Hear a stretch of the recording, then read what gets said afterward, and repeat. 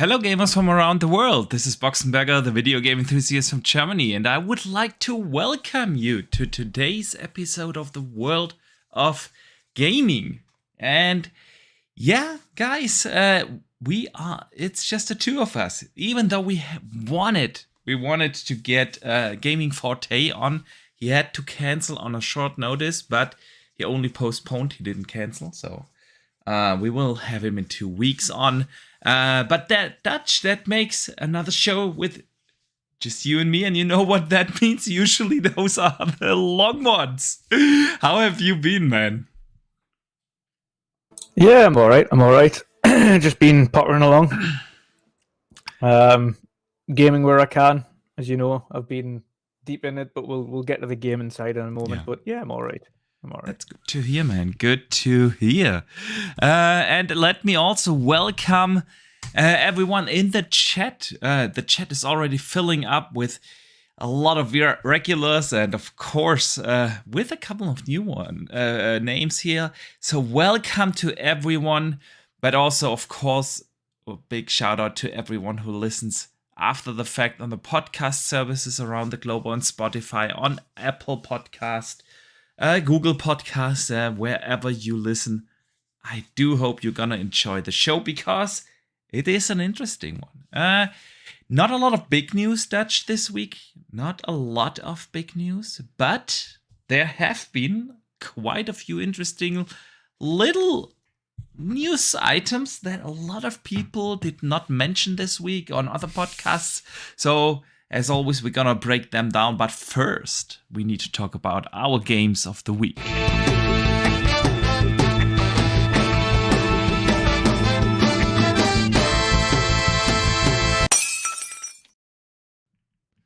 All right.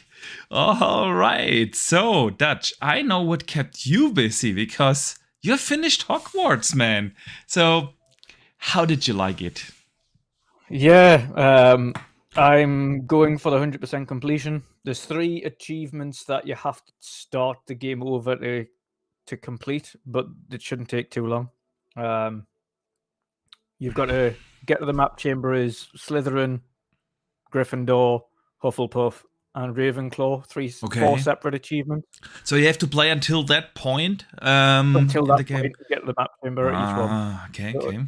It's only a couple of hours for each one. It doesn't take too long. I'll just give them all silly names. That's exactly why I don't care about achievements. Yeah, the thing is, I love the game that much. Like, I've 100% completed everything in the quests and all of the different pages. I'm doing the 100% completion for the collections now, which is just getting the field guides from Hogwarts Castle. And then other than that, then I wrap up the game. Mm-hmm. It gives you an option, basically just saying, like, before you finish the game and do your owls test at the end of the year, if you want to go and finish your field guide and then come back, and then graduate, then that's what we'll do, and then that's the end of the game. So I've done literally every other achievement apart from graduating. And the collections, I'm like 91% done on that. Okay. But love the game. It is so good. The story was awesome. I mean, when you get to the end as well, that last end sequence, where, like, I can't even say anything without spoiling it for people who don't get there. And I know there's a lot of people that are like 70 hours in and haven't even really progressed with the story yet. I know a lot of people are literally just running around and having fun and flying about and doing the Merlin trials and everything. Yeah. So obviously the Merlin trials is an achievement as well. There's 2 different things, like finishing the Merlin trials for your book and actually finishing all of the Merlin trials for the achievement, or is an entirely separate thing. You only need to get like something like 20 Merlin trials completed for the book, but you need to get, I think it's about 30 or 40 done for the achievement. Okay. But yeah, to be honest, it was worth it. They were all quite cool. Kind of vanilla tests in the end. Once you'd done a couple of them, you knew exactly what to expect. So when you got to an area and it was like ding, and these things pop up and you've got to blow them up or you've got to move this, you knew exactly what to expect at that point, so it was quite easy. It was just trying to locate them. And I think that's probably the hardest part of the collection part of this game, was trying to locate a lot of the stuff that's either invisible or you have no idea where it is. And then even the guides aren't that helpful, because I've got like, I think it's something like 21 pages missing in Hogwarts Okay. out of the 150 available. I don't know which of the 150 I'm missing. I've got no idea. I haven't a clue. So I'm going to have to go through them all one by one and figure out which ones I'm missing. But I don't mind, because I don't mind exploring. My character is max leveled now. I've got so you're the best badass. equipment. Yeah. Did you learn the unforgivable spells? Yes. Sweet. You can choose. Surprisingly, you can choose not to learn that spell. Yeah, I was just at that point in the game, and I was sitting there staring at it. I tried to be a good guy in the game, but then like Crucio and Abracadabra wanna have them, so I finally learned them. Yeah. And there's also they've got battle arenas, but for those who pre-ordered like the deluxe edition, which is what you did, there's the Dark Arts battle arena, which is only available for those people who have the pre-ordered version, the deluxe. And that's literally, as opposed to every other arena where you can use all of your spells, the Dark Arts arena is literally just the unforgivable curses. So it kind of gives you challenges based on that, which is quite fun. And the challenge arena is actually quite cool. I like how it varies up the combat as well, where it gives you challenges in the combat, where it's like, right, okay, well, you've got to take the troll's thing and beat him with it, or you've got to deflect the rock and then throw the stone back at the troll, or there's lots of different kind of little challenges you've got to do in there as well, which is quite good. But overall, just loved the game. The story was really cool. Again, the ending, when you get to it, the kind of finale, that is such an epic end to that game. Like, such an epic end, and I can't wait for more people to see it. Okay. It is all out. Like, it is worth it. It's really worth it. Have you got to the third trial? No, I'm at the second trial at the moment. Right. I did literally at every quest I had before I started the second trial, so I feel already very overpowered. But no, I have not gotten to the third one. I'm at the second trial. Right, okay. Or just finished the second trial. Let me put it this way: I finished the second trial. So yeah, it is the third one. The third one is so cool. Third one really, really cool, actually, because it changes up the game's art style entirely to like sketchbook. Oh, sweet. So the entire like level that you play on the third one is like the entire thing. It's still 3D, but the entire, like, all of the artwork and all of the detail is all sketchbook, but it's only just black and white. Nice. And it looks so cool. Nice. I really like the way they've done that. Sounds fantastic. Yeah, but yeah, overall, just had so much fun with the game. I've got just teetering on 61 hours on the game now. But for those who don't want to 100% complete it and things like that, and just go straight for the story and straight at the end, you're probably going to finish it in about 30 odd hours, maybe 40 hours. Okay.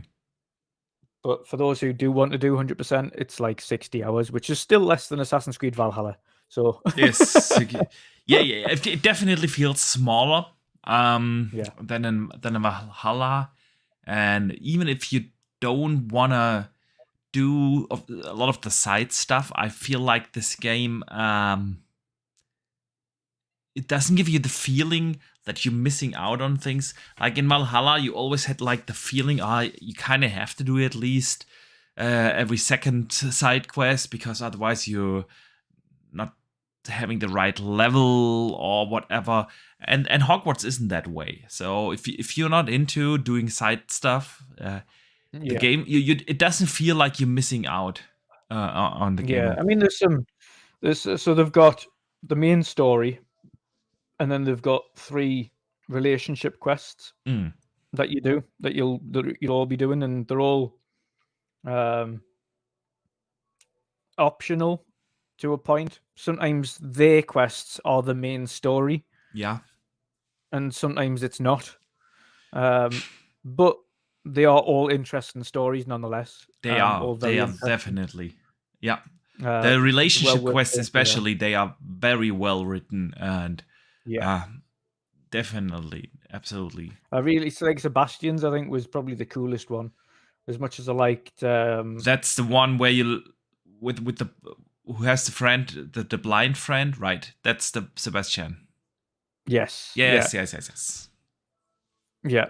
I didn't realize he was blind until like the last section of doing that. And I was like, oh, he's actually a blind. Yeah, they mentioned that at the very beginning, but yeah. No, that's such a cool quest all the way through that, and kind of seeing him struggle to try and justify it, and he just wants to sort things out and fix things, and but of course that's also the same quest you learn, the unforgivable curses. Yes. So I learned Crucio now. I want to learn Abracadabra. So he gives you the option on Avada Kedavra. Yeah. He's like, do you want to learn it? Do you not want to learn it? And there's a reason why he teaches you, or he gives you the option to it. But obviously, when you get there, you'll get there. But yeah, it's really good. But even I liked seeing all the different visions and things throughout the game, and it kind of going back to what the teachers were saying and what was happening and things like that. Yeah. But I think the bonus for this is, and again, I've said this about the films as well, if we're talking about the Harry Potter films, but it's the setting itself, Hogwarts. You can write so many different stories about so many different things. You don't have to be Harry Potter and Hermione and Ron. It can be whoever. And Hogwarts is I mean, it's smashing records for a reason. Everybody wants to be a wizard or a witch. Everybody wants to be engrossed in that world. Yeah. And there's only one thing that was not the same as in the films in the castle. And a lot of people might have missed it, but it's the big long bridge from the courtyard near the Great Hall all the way across the valley. That isn't in the game, which is surprising. Right. Yeah, you're right.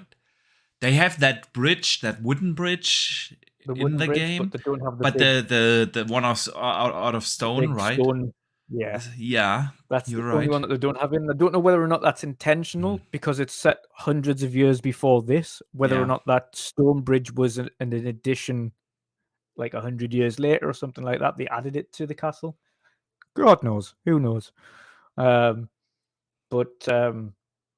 it's such a good game. Such a good game. I'm having so much fun with it. I've had so much fun tracking down all the different like the wands and things like that, when you find all the different wand handles and trying to find the most evil dark wizard handle I could find. A true Slytherin. Yeah, man. Same for the broom as well. There's so many brooms in the game as well you can choose from. There's about, I think it's 15 in total, 13 that you collect. So it's so I could literally talk about it all day because I've just been playing it kind of non-stop. It's very rare that I get into games like that where I want 100% complete them. A lot of them I just get the story done and then never go back to them. There's been a handful of games over the last few years where I've wanted 100% complete it. There's only one that I haven't yet done and I need to go back and finish it, and that's Psychonauts 2. I've got like 2 achievements left to get, but I want to get them. God of War is one of them where I've 100%ed both games. I remember that, yeah. This is exactly the same. Like it's just got its teeth into us to the point where I just want to get everything. Yeah, no, I am fully with you. Except on the achievement stuff, I don't care about those. But like, it's been a while since I've felt that immersed into a game. Like I play a lot of RPGs and open world games. I always talk to you about how I really like the Ubisoft games. I love The Witcher. I just came Well, off I was of going to say, my me and you notoriously both loved Valhalla, and a yes. lot of people hated that game. I know, I know, but yeah, I just came off of my fifth playthrough of The Witcher, including the DLCs. And yeah, man, it is a wonderful game. The world is what's proper English word? So cohesive. You know, it makes sense to have that world as an RPG. It feels natural that you go to class and learn a spell and therefore improve your character. I mean, it's not just like in other RPGs. So, oh, you beat like 100 guys, and that's why you suddenly learn a magical ability. But here you have your professors. They try to teach you stuff, and you have to do stuff for them in order for them to teach you even more spells. And it just makes sense. You know what I mean? You have like the tie into the Beast movies with you collecting beasts and using their hair and whatnot, their fur, whatever, their feathers to improve your clothing. Yeah.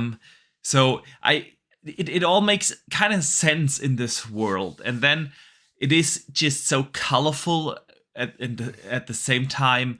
You have like the seasons. Yeah, the world changes from fall to winter. In my playthrough right now, winter just started, and suddenly everything looks different. You know, I feel that is wonderfully done. Then you have like these fantastically written stories. The combat is fantastic. Like, yeah, you have those 4 spells you can assign basically to your button set, but they are all on a cooldown, and then you can unlock different sets of configurations, and you have the dodging and rolling and blocking, and you can specialize on those or not, and it's And you know about the blocking as well. There's one thing I didn't know until really late on in the game, and I had to look this thing up because I must have just missed it somehow. When you hold down the block for your shield and let go just a little bit later, when you've held down the block once they've hit you, you then fire back at them, like directly after. I Sweet. did not know that till just after. Like, I more like never the tail use end the of the game. block. I always dodge. So when the Y pops up on screen to put your shield up, do that, like hold that, but then hold it down for a couple of seconds until it's hit you, and then like a second after, and then let go, and he fires back at them. It's like a Okay. return spell, Mm. and it basically Interesting. confuses them and just stand there just like that. So then it becomes a lot easier to do damage. I think I only have used the block thing in the tutorial, and after that, I always dodge roll, like always. There's some that you can't do that with. The ones with Y you can. The ones with B just dodge. Yeah, and then we have this world, and then you, like you said, you learn to fly the broom, as you can see here right now in the footage, of course. But then you also have like your griffins that you can fly. It just is and another thing as well later on in the game. Much later on in the game, though, it's a damn shame they don't include that much earlier. Because the last mountable thing that you get is so cool. It's so cool. But you just wish you'd unlocked it earlier because it's ginormous. Okay. Yeah, man. So the game deserves the success, and man, it's been breaking records. Actually, I had it down as a topic for later, but we might as well just talk about this right now. The game is absolutely smashing it. They have in the UK, the game sold in its first week 80% more than Elden Ring. Was of course therefore the biggest week for any Harry Potter game ever in the UK. Then we know or learned that the digital sales for Hogwarts Legacy greatly surpass, and I'm quoting now here from an article from WCCF Tech. Digital Hogwarts Legacy sales greatly surpasses those of Elden Ring across Europe. This is coming from Games Industry's Christopher Dring, who now reports that digital download data for Europe has come in with impressive sales data for Hogwarts. According to Dring, the game's digital launch sales were 56% bigger across Europe than those of Elden Ring. Also, Hogwarts Legacy is outside of Call of Duty and FIFA the biggest game launch since 2018's Red Dead Redemption 2. You know what's even crazier? Crazy. You know what's even crazier?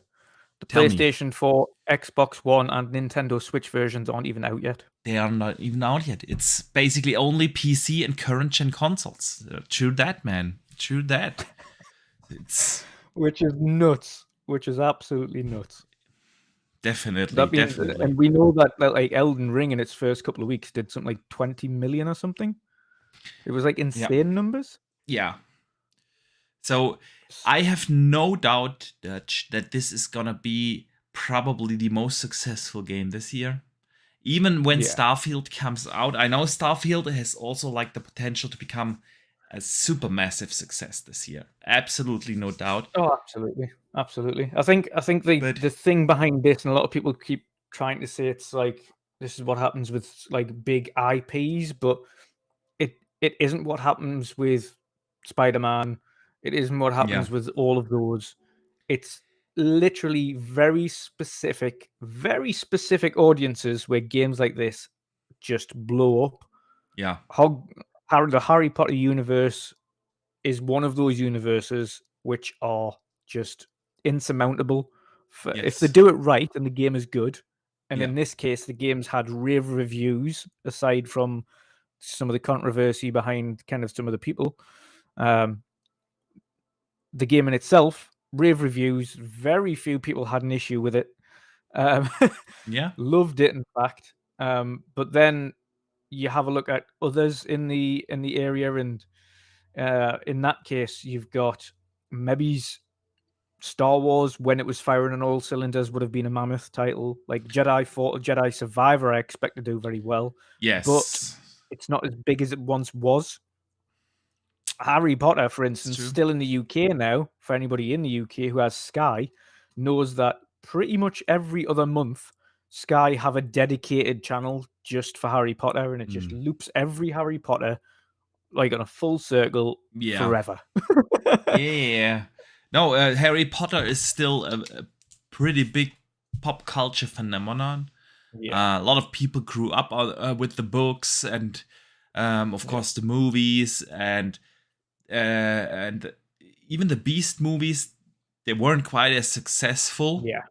But and still, then they had the issue with Johnny Depp, and then because he wasn't in the last one and they replaced him with somebody else, then that nosedived. So no, it's an issue that they have to try and overcome. I think it would be wild not to see a new version of after this game has been so successful. It would be wild not to see a continuation of the films in some capacity, like the actual films, not Fantastic Beasts. And it would also be wild not to get another Hogwarts Legacy in the future. There will most certainly be a Hogwarts Legacy 2. Like they would imagine this studio looking at the sales and just going, "Oh God!" Like it's crazy if you think about this. The studio itself has never released like a AAA game, not even close to what a AA game is. So they came basically out of nowhere, release a massive open world game with one of the most recognizable characters or lore in the world. and they totally nail it, because this game could have also gone down South Hill, yeah. But they absolutely nailed it, and overnight they became like Warner Brothers' biggest gaming IP. I mean, more successful than the Arkham games. Yeah. I don't know what's bigger than the Arkham games from Warner Bros. Nothing. So, Nothing. It's the biggest IP. Was their biggest IP. was their biggest IP, and now it's this. And you know what it is? I don't blame people for being so dubious about it, because notoriously film adaptations into games haven't hit the mark. Like Spider-Man and Batman Arkham have been two separately different things that they're the outliers. Yeah. Like the most recent Spider-Mans by Insomniac and Arkham are the outliers of where film adaptations have actually done well. The rest have been they've been average. We've loved them. Like the Star Wars games, like you wouldn't play any of the previous, apart from Knights of the Old Republic. But when you're talking mass market, no, like mass market aren't playing Knights of the Old Republic. Yeah, true. But there were a couple of Star Wars games, to be fair, that have been like mass market. So yeah, like Jedi Fallen Order is like such a brilliant game and the perfect thing that they needed to do for Star Wars. Problem is it wasn't given the same view that this game has had. Like a lot of people probably still haven't played Fallen Order, and to me, that's a must-play for any Star Wars fan. Most certainly. We have some amazing news about Jedi Fallen Order. So I made it like really the headline topic of. What did I say? Fallen Order? Fallen Order. Did I mention Fallen Order? So sorry. No, I meant, of course, about Jedi Survivor. So I made it a headline story, Dutch. It's like front and center in the thumbnail. Where it is, Boxy, I can already sense if Jedi Survivor, and I was going to say Fallen Order again then, if Jedi Survivor is as good as Fallen Order, but it's now got the same kind of tropes as it's getting a little bigger push. Yeah, and it looks like they've kind of went a little bit more open. You've got mountables. This is let us talk about that in a second, because we have some fantastic infos on that. Oh, definitely. Yeah. If it goes to that, I hope this gets the same rave reviews and mass market appeal as Hogwarts has, because if it does, that's going to be another game, and I'm going to be sitting and doing 100%. Almost. It's one of them. I love the first one so much, but there was a few certain things that I want changed, and if they've done that now, which we'll get to, and those things have been rectified, then this is it's going to be so difficult to pick the game of the year this year. Because Hi-Fi Rush started off. Hogwarts has been unbelievable. Absolutely. Jedi Survivor is like one of my most anticipated of this year. You know, a game that I'm super excited for, but nobody talks about it, and it comes out in May, is Suicide Squad. We get the new Rocksteady game this year, man. Yes. Yeah, we do. I know you're not the biggest. I know you're not the biggest superhero fan, but I don't mind Suicide Squad because it doesn't take itself seriously. Yeah. Which is why I don't mind Guardians of the Galaxy, because again, I loved that game and it didn't take itself seriously. It was fun, had awesome music, the acting was cool. It felt like more of the movie than it did the game, so it actually fit really well. And it was just such a cool and great experience. But yeah, I'm not the biggest Batman fan, so like trying to play them games, it's too serious. I don't really like the old school characters and things like that. So like when people talk about the old school characters, I mean like the original Penguin and Iceman and things like that. Like, I love those. God, no. Oh man, no, it's so cheesy. One of my definitely in my top 3 gaming IPs. I absolutely love that. I can see why. I can absolutely see why. I would hope that one day someone does with Batman what they managed to do with Spider-Man.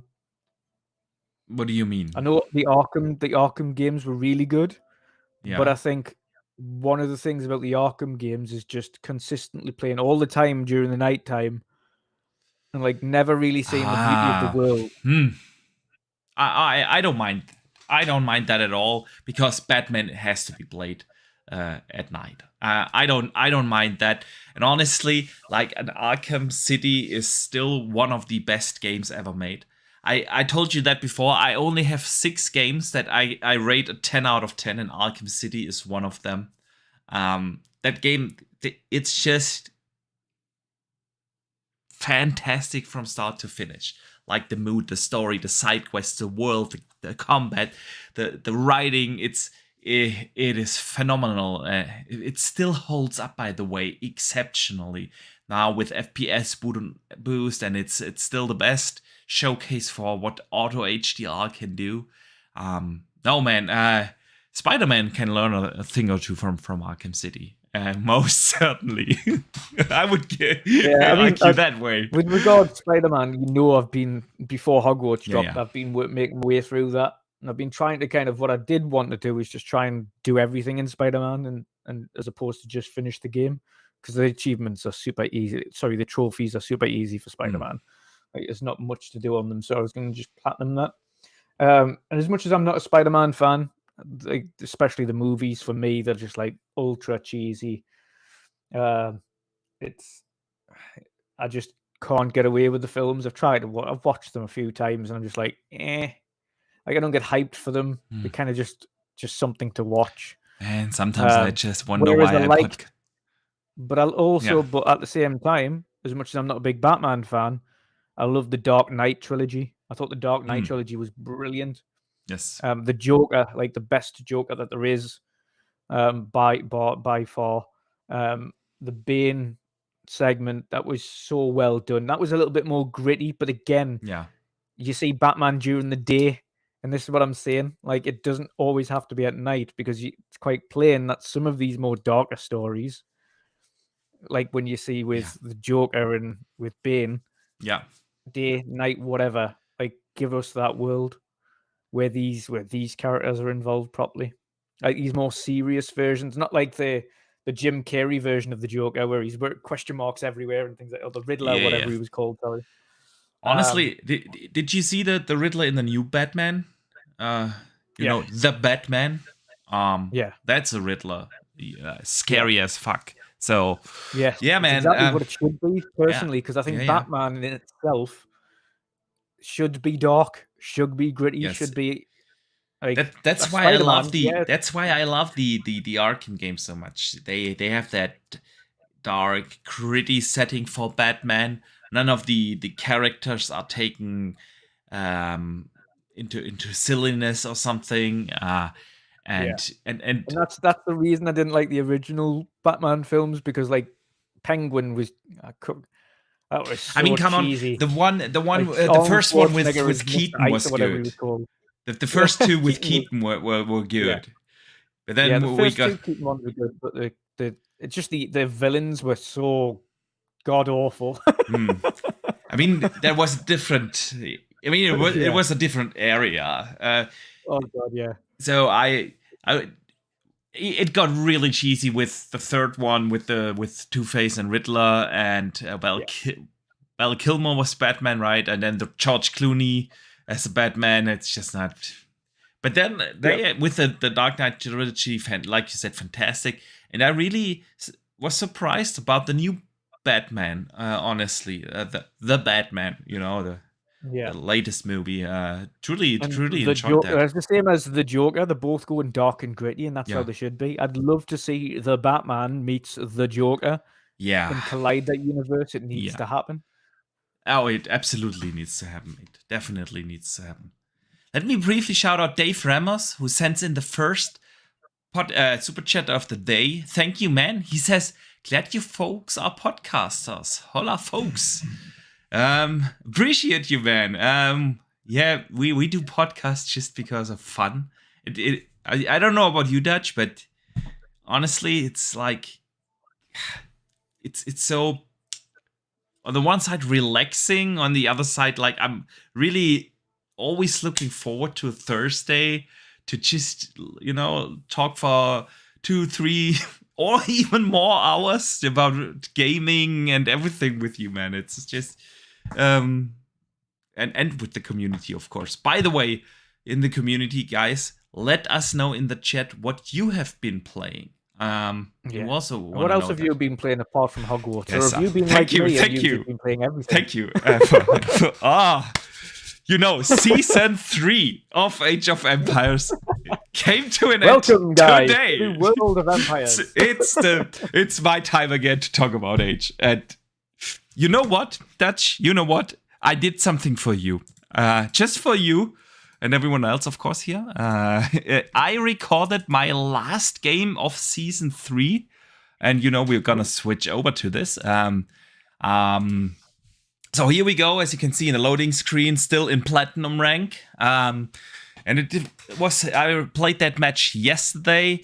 Was the last game, the last match of Season 3 came to an end. They always take 1 day break. So today are no ranked matches available. And tomorrow we will have... we will start with Season 4, and I can't wait. They have a new biome, that looks... the new biome kind of looks like coming out of Avatar, with like glowing trees, and everything is purple, and it looks awesome, but they also made a lot of new adjustments to the civilization, so... with every season, and that's what makes the seasons in H4 so exciting. They do certain balance things, they adjust balances, so your strategies typically don't work. And at the beginning of a season, everyone is trying to figure out like what's the best civ in this season, which strategies give you kind of a boost or maybe even overpowered, or I don't know. And then people adjust, of course, to these new strategies. So it kind of feels like a new game. As a new season feels like you're almost playing a new game. Of course, you have a lot of things that you're familiar with, but then on the other hand, you have like to figure out new strategies and whatnot. And it's just always exciting. So, and I was able to close off the season in the Platinum rank. That was my target ever since the first season, and this time I made it. So I'm excited, I'm happy, and I cannot wait for season 4 starting tomorrow, man. But I'll leave it at that. I know people don't want to hear me rambling on about H4 every podcast, but yeah, man, it's just so damn all good, Buff. good. It's all good. Yeah, it's all good. Yeah. Another thing before we kind of moved on swiftly from Hogwarts. There's one mission that is different for everybody, depending on what house you're in. Okay. And that is the Jackdaw mission. Yeah. Now, if you're a Hufflepuff, and this is the only one in the entire, out of all of the houses that goes to this specific location, if you're a Hufflepuff, you go to Azkaban for that quest. Okay. Which is the only house that goes to Azkaban. I did not know that. If you're in Gryffindor, it's a different side quest entirely. I was watching Pat. That would be me. You know that? I was watching Pat playing it the other day. I don't know whether or not he's Gryffindor or Slytherin, but he had to go to a graveyard and find his head in the graveyard or something. As a Ravenclaw, I had to just go to the top of the bird tower and fight and solve a puzzle. And for Slytherin or Gryffindor, again, it's entirely different, but Hufflepuff actually goes to Azkaban. So if you want to kind of see what Azkaban's like in Hogwarts, that's the only house you can do it at, which is really weird. But that's just the way they chose it. So Hufflepuffs have got an advantage there. So yeah, if you want to go and experience what that's like, select Hufflepuff. Sweet. Did not know that, man. I did not know that. That's cool. Almost intriguing. It's literally that one mission. Because I seen someone posting pictures of Azkaban, and I was like, they designed what? the entire mission just for one house and one side quest? Yeah, so that one side quest for Jackdaw is different for every house. It's cool. But the only house that goes to Azkaban is Hufflepuff. See, I love these little things about the game. It's the attention to detail is outstanding, man. It's outstanding. Let us see what different like niche things throughout the game that are specific for the house that you don't get in any other house. So it's definitely intriguing, and if you kind of want to experience different things, then maybe dabble with a couple of other houses and see what it's about. Yeah. So let us see what people in the chat have been playing. Our friend Petya, shout out, man, to you. He's playing also, of course, Hogwarts Legacy. Then we have Richard. He's also playing Hogwarts. Dustin Lambert is playing GoldenEye. He's trying to complete it on 00 Agent, the highest difficulty. Yeah, man, I remember playing that on the N64. On that difficulty. I have literally only played the dam from GoldenEye in the remake, but I need to go back to it, man. I want to do a nostalgia trip someday. Phantaseur is playing also Metroid Prime. Awesome stuff. Good stuff. I heard really good things about that. To be honest, it looks beautiful. It does. Done such and a runs good job at with that 60. Man, it runs at 60 on the Switch. I'm definitely gonna. It looks fantastic. Yes, it does. I'm going to get that. And it's also not a full-priced game. It's not $40. $70. No, 40. It's 40, which well worth it. Absolutely. I'm definitely going to get that, man. So what else do we have? Heavy Cloud Gamer is doing side quests in Cyberpunk. That is a good thing. You can never go wrong with Cyberpunk, man. And then just try and mop them up before the big DLC drops. Yeah. Then we have OCD Gamer, who is playing Plague Tale Requiem, and that's why our viewer of the show here, a little Age of Empires. That's the spirit, man. That's the spirit. Sergeant Gaiman says, I'm not an Age fan, but I have downloaded it. And this was directed to you. I have downloaded it. I'm going to check it out. Yeah. Sergeant. See your World of Empires is starting to bear fruits. You're starting to get more people playing the game. And you know, then I've seen when Age came to consoles, we've seen some of the bigger gamers, influencers, with the bigger numbers, of course. They all got like these customized Age of Empires controllers. And they haven't even played an Age of Empires game. That's what it is. But Sergeant, man, if you need any advice on Age, definitely hit me up. And I will definitely do when the game comes to console. I will do like a stream explaining like basics and base strategies and how the maps are set up and what you need to focus on in the beginning. We will do that. Why So Serious plays. He visited Arkham in Hogwarts. That is cool. I think that's a joke. Visited Arkham in Hogwarts. Sorry. I totally overread that. Yeah. RSJ fan, Call of Duty multiplayer. Hope you're enjoying that, man. A couple of others playing, of course. Hogwarts. So yeah, man. It is, like always, a fantastic community. Plays a lot of good games. And Dave Ramos says, this is the world of empires. Yes, man, indeed it is. It most certainly is.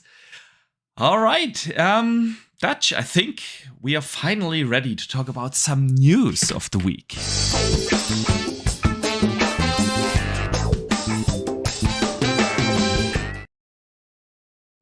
Alrighty. We are 47 minutes into the show and just barely started with any news. We're on a good track here, man. I knew that was going to happen. As soon as you mentioned what I've been playing, I was like... I blame you. I was like, okay, good. Like, Dutch is tired in the green room. I knew, okay, he's tired. Good. We can keep it to a nice and sweet 2-hour show. Because I gotta get up early tomorrow, but no. I blame you, man. I blame you. Yeah, I'll take the blame. Don't worry. So, what happened in gaming this week, dude? We had the Super Bowl, and guess what didn't happen? Anything. Anything, and you could say that, but I was trying to bring the conversation over to Starfield because people have been telling me, man, on Sunday we have the Super Bowl. We're gonna get a Starfield ad with the announcement of the Starfield showcase. And guess what? Where did that happen? come from? Where did that rumor come from? I have no idea. Like, I only seen it during the Super Bowl. People were like, is there going to be a Starfield? Why? Why would you think this? Is it because Xbox put out a thing like it was just the moderator saying how excited he was about the Super Bowl, and everyone was just like, okay, then 3 + 3 = 9, so let's go. It's crazy with Starfield and these rumors. Yeah, you have also like the cult of the marchers. You have seen our good friend Pong Soul and is Steel leading Rain them. are both marchers. Yes, they are marchers. And I'm a June man. You're a Juner. I'm a before Red Faller. So April? Is that an April? Probably. My guess would still be. Are you joining the marchers rank? No, I'm not going to march. I'm an Apriler. Yeah. So, whatever that means. So yeah, man, we didn't get any Starfield news. What we did learn is from a developer who posted on Discord this week that the team is still trying to figure out what to show at the upcoming Starfield event itself. So the event isn't obviously set in stone yet. I'm gonna quote him. He said, "We'll have more info to share on the showcase when it's ready to be. Still sorting stuff out for it. I know that's not the answer you want, but nothing specific is being withheld." So kind of sounds like that they haven't even like frozen the showcase. So yeah, man, it's not looking good for the marchers. If you ask me, what do you think? You know what? I kind of understand why they find it difficult to show, because what haven't they already shown? It's a good point. No, like I mean it's a fairly good point. Yeah, they've shown that you can build bases. They've shown that you can build spacecraft. They've shown the combat. They've shown a bit of the exploration. They've shown the planets. They've shown the different factions and the colonies. There's not much else to show without starting to spoil the game. Do they give a little bit of a story segment so you can kind of get the gist of what's happening with the story? Yeah. Or do they just leave that and just let it figure it out for yourself when the game drops? It's hard. I can understand why they're saying it's hard to figure out what they want to show, because what you got left to show without spoiling the game. I mean, to be fair, the game is so big that you could, of course, like show a little bit more and still have a lot of surprises left. But then, yeah, what else do you actually need to know about the game? That's the question you're raising, and it's a fantastic question because we know that they have space flights and space combat. We know you can visit 1,000 planets. You can harvest resources. You can, on a typical Bethesda manner, you can like go into the cities to get quests. You have factions. They already did a good a breakdown of the game. And so I think the only thing they haven't literally shown off is just a slice of the story. But then I don't want that.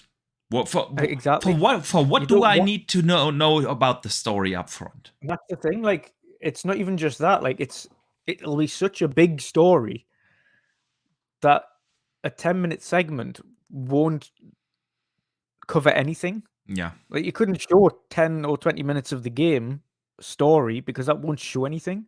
Like, you know how Bethesda games, Skyrim, Fallout, they all work. You get a quest, have a little blurb, and then you start doing that quest.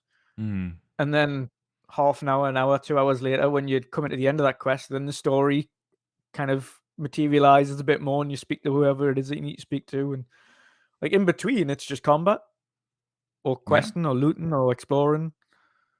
You've got a start point of the story, and then you've got an end point of the story, and that's like within hours.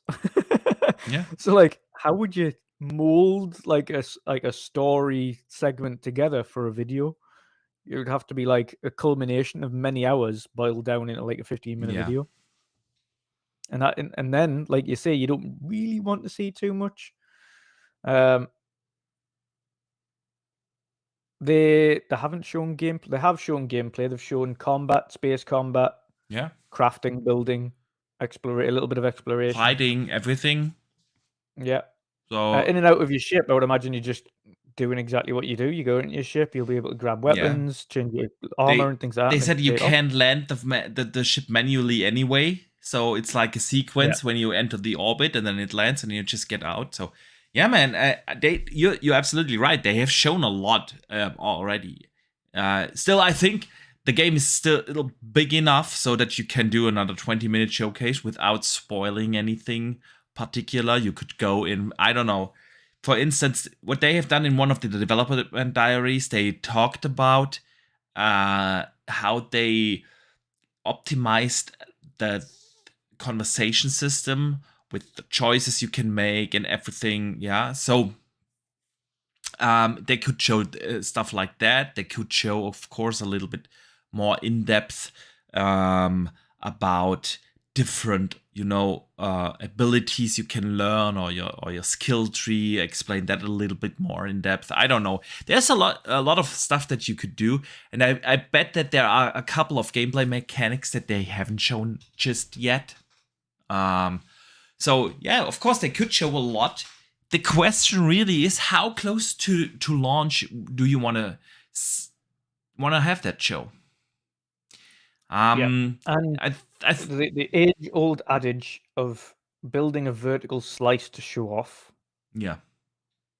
Would you waste the time building a vertical slice for the showcase?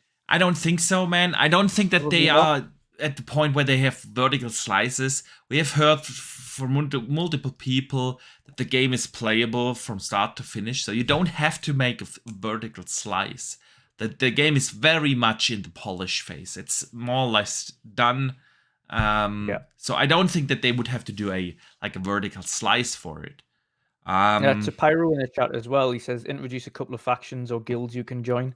They've actually already broken down the factions and guilds, or the factions that you can join. There's 4 or 5 of them in total, including space pirates, including 2 of the kind of the rebellion side, and then you've got the corporate side, which is the city. And then you've got another liquid planet. Kind of, there's a few segments, I think 4 or 5 in total. But they have broken them down.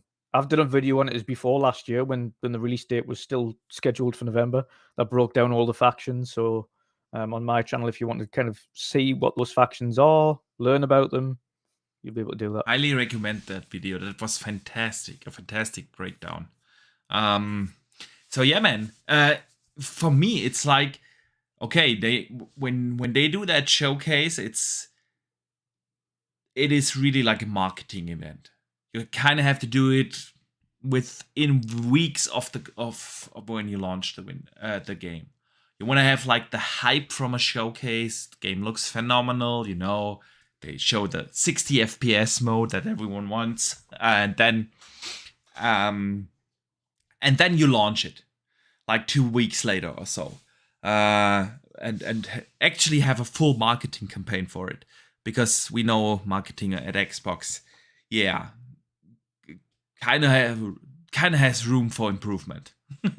So what's also a bit different with the mainline Bethesda titles. So your Fallouts and your Skyrims, their launch trailers and things like that have never notoriously been anything to do with gameplay. Yeah. they are actually the launch trailers for Fallout and the launch trailers for Skyrim and the Elder Scrolls, etc., have always been CGI. You had the Dragonborn trailer, Yeah. which was for Skyrim, of course, and that one was just CGI, but that was a launch trailer, and it was more people just become a Dragonborn, and Yeah. then you kind of see like a trailer, like a gameplay breakdown afterwards. But that's not something that they use for advertisement purposes. Like they specifically just use the CGI ones for advertisement purposes. So I'm expecting the launch trailer for Starfield to be very similar. You might have a couple of sequences where you see a little bit of combat in there, Yeah. from the game, but I very much doubt they'll do like a full gameplay launch trailer. I think it'll just be another CGI trailer of some Yeah. form for launch. Yeah. But we'll probably get like, I don't know, the only other thing I can potentially see them doing is maybe like Todd Howard introduces kind of a couple of the guys on stage, on this pre-recorded stage. And he says, okay, now the guys are they're gonna sit here and walk through one of these missions, as we kind of, even a side quest, as we kind of explore this thing, doing a side quest for this faction who's just done X, Y, and Z, and let's see how it unfolds, and then kind of just do a live gameplay demo, but kind of just let them do kind of talk over what's happening whilst they're kind of showing it off at the same time. So I think it's, even though it's a Starfield event, I think it's very much going to be in the way that Todd likes to do things, and not the way that Microsoft would do things. Yeah. Where it's just like, let's get a gameplay trailer together and show it off. Yeah. You're right. It's still Bethesda. They still have their own marketing department. They have their own, like, everything. So I think it's gonna be different from regular Microsoft campaigns, and things or ways they do it. It will be very interesting to see the mixture of the two. It's still like the biggest launch for an Xbox first party game maybe ever. Yeah. Definitely in the top 3. So of course Microsoft will want to have a saying in how things are done with Starfield. Yeah. I also think that's the main reason why the game has been delayed so much. Microsoft wants Starfield to come out as polished as possible. They don't want to have their typical Bethesda Bugfesta games. That's not what they want from Starfield. They will definitely try Well, to. I mean, Bethesda, if it was up to Bethesda, they would have. That would have released That's what November. That's what I mean. Like, Microsoft definitely has a saying in what's going to happen with Starfield. They will not leave that alone. All the decisions to Bethesda. So that's why I say it will be interesting to see the mixture of the Bethesda marketing approach on how to launch a game. So, yeah, it's gonna be interesting, man. Starfield. It is. I mean, it is. It's what a time to be a gamer. Right. So, like, how have we started the year thinking it's pretty quiet up until X point, and then within the space of a couple of weeks, we've got 2 Game of the Year contenders. Yes. Yeah. How have we managed that already? And this is without Starfield, without Redfall, without any without Spider-Man even releasing yet. Yeah. Without any of the other games so far. Like, and aside from a couple of little bugs here and there in Hogwarts, it's been, like, for me, it's been fantastic. Pretty bug-free. Pretty much bug-free. Same here. You have like these little open world-y things. Like, I had at one time I had like one of the characters, running. So some of the side students in Hogwarts ran into a wall and got stuck there. Like, yeah, the funniest one I've had was to do with the mechanics. Do you know how you've got like Levioso and like you can flip Endo and flip it around and things? There was a puzzle that I had to do with this rock where the arrow has to point down to fit into this thing to match the pattern, and then the door unlocks. The problem is when I used Levioso and then tried to use Flipendo to get it round, the rock decided to just go berserk and bounce off every wall in the room, and you couldn't do anything. I just had to leave. I was like, this is literally infinitely ricocheting around the room forever. I was like, okay, this there is you go. this Yeah. on Yeah, the but list. see, that's nothing game breaking. That's kind of funny when you have something like that in a massive open world game. So no, and same goes for Hi-Fi Rush. I might record it and send it to them and just say, listen, please this do. is weird. Please do so, man. And but even you were mentioning there Hi-Fi Rush. Yeah. Flawless, literally zero bugs, none at all. Perfect performance. Not a single bug. Really like stable frame rates, nothing. Yeah. It is, Let's fingers crossed it keeps up this trend, and of course for people who have played Dead Space, that's also been flawless. I hear nothing but good things about that as well. We have Resident Evil 4 coming up, and I do hope it is the same quality, like bug-free, because I'm definitely gonna buy that one. I mean, if it's anything like Resident Evil 2 and 3 remake, then I can't remember them having any bugs. Yeah. Now that you say it, you're true. Yeah, true. I can't think of. I think we're on. I only played the second one. I didn't play the third one though. But yeah, true. Yeah, so I think we're on for a good one there as well, and I think it's one of the most anticipated remakes that they've done. Yeah. I think Resident Evil 4 was one of those sleeper hits, kind of that nobody thought would be a hit, and then when you speak to people, they're just like, "Well, 4 is one of the favorites of all time." I'm like, "Oh, really? So everybody loves 4?" Yeah, and that was my favorite. So, yeah, that's going to be awesome. Absolutely, man. We've got Resi 4, we've got Jedi, we've got Redfall, we've got Diablo. We've got. Oh my goodness! Like Diablo is like really Starfield and Diablo are my most anticipated games, but they also kind of scare me because I know they will cost me sleep. They will cost me my social life. I don't know. It's kind of scary, but man, what a time to be a gamer this year. Definitely. This year's been such a phenomenal start. It's taken us by surprise, to be honest. Yeah, man. We came after the really weak 2022. So I know 22 had a lot of good games, or not a lot. Well, it had good games, but when you compare it to the, it's hard to phrase it properly, man. But if you compare 2022 towards the 21 or 2020, 2019, it just wasn't the same.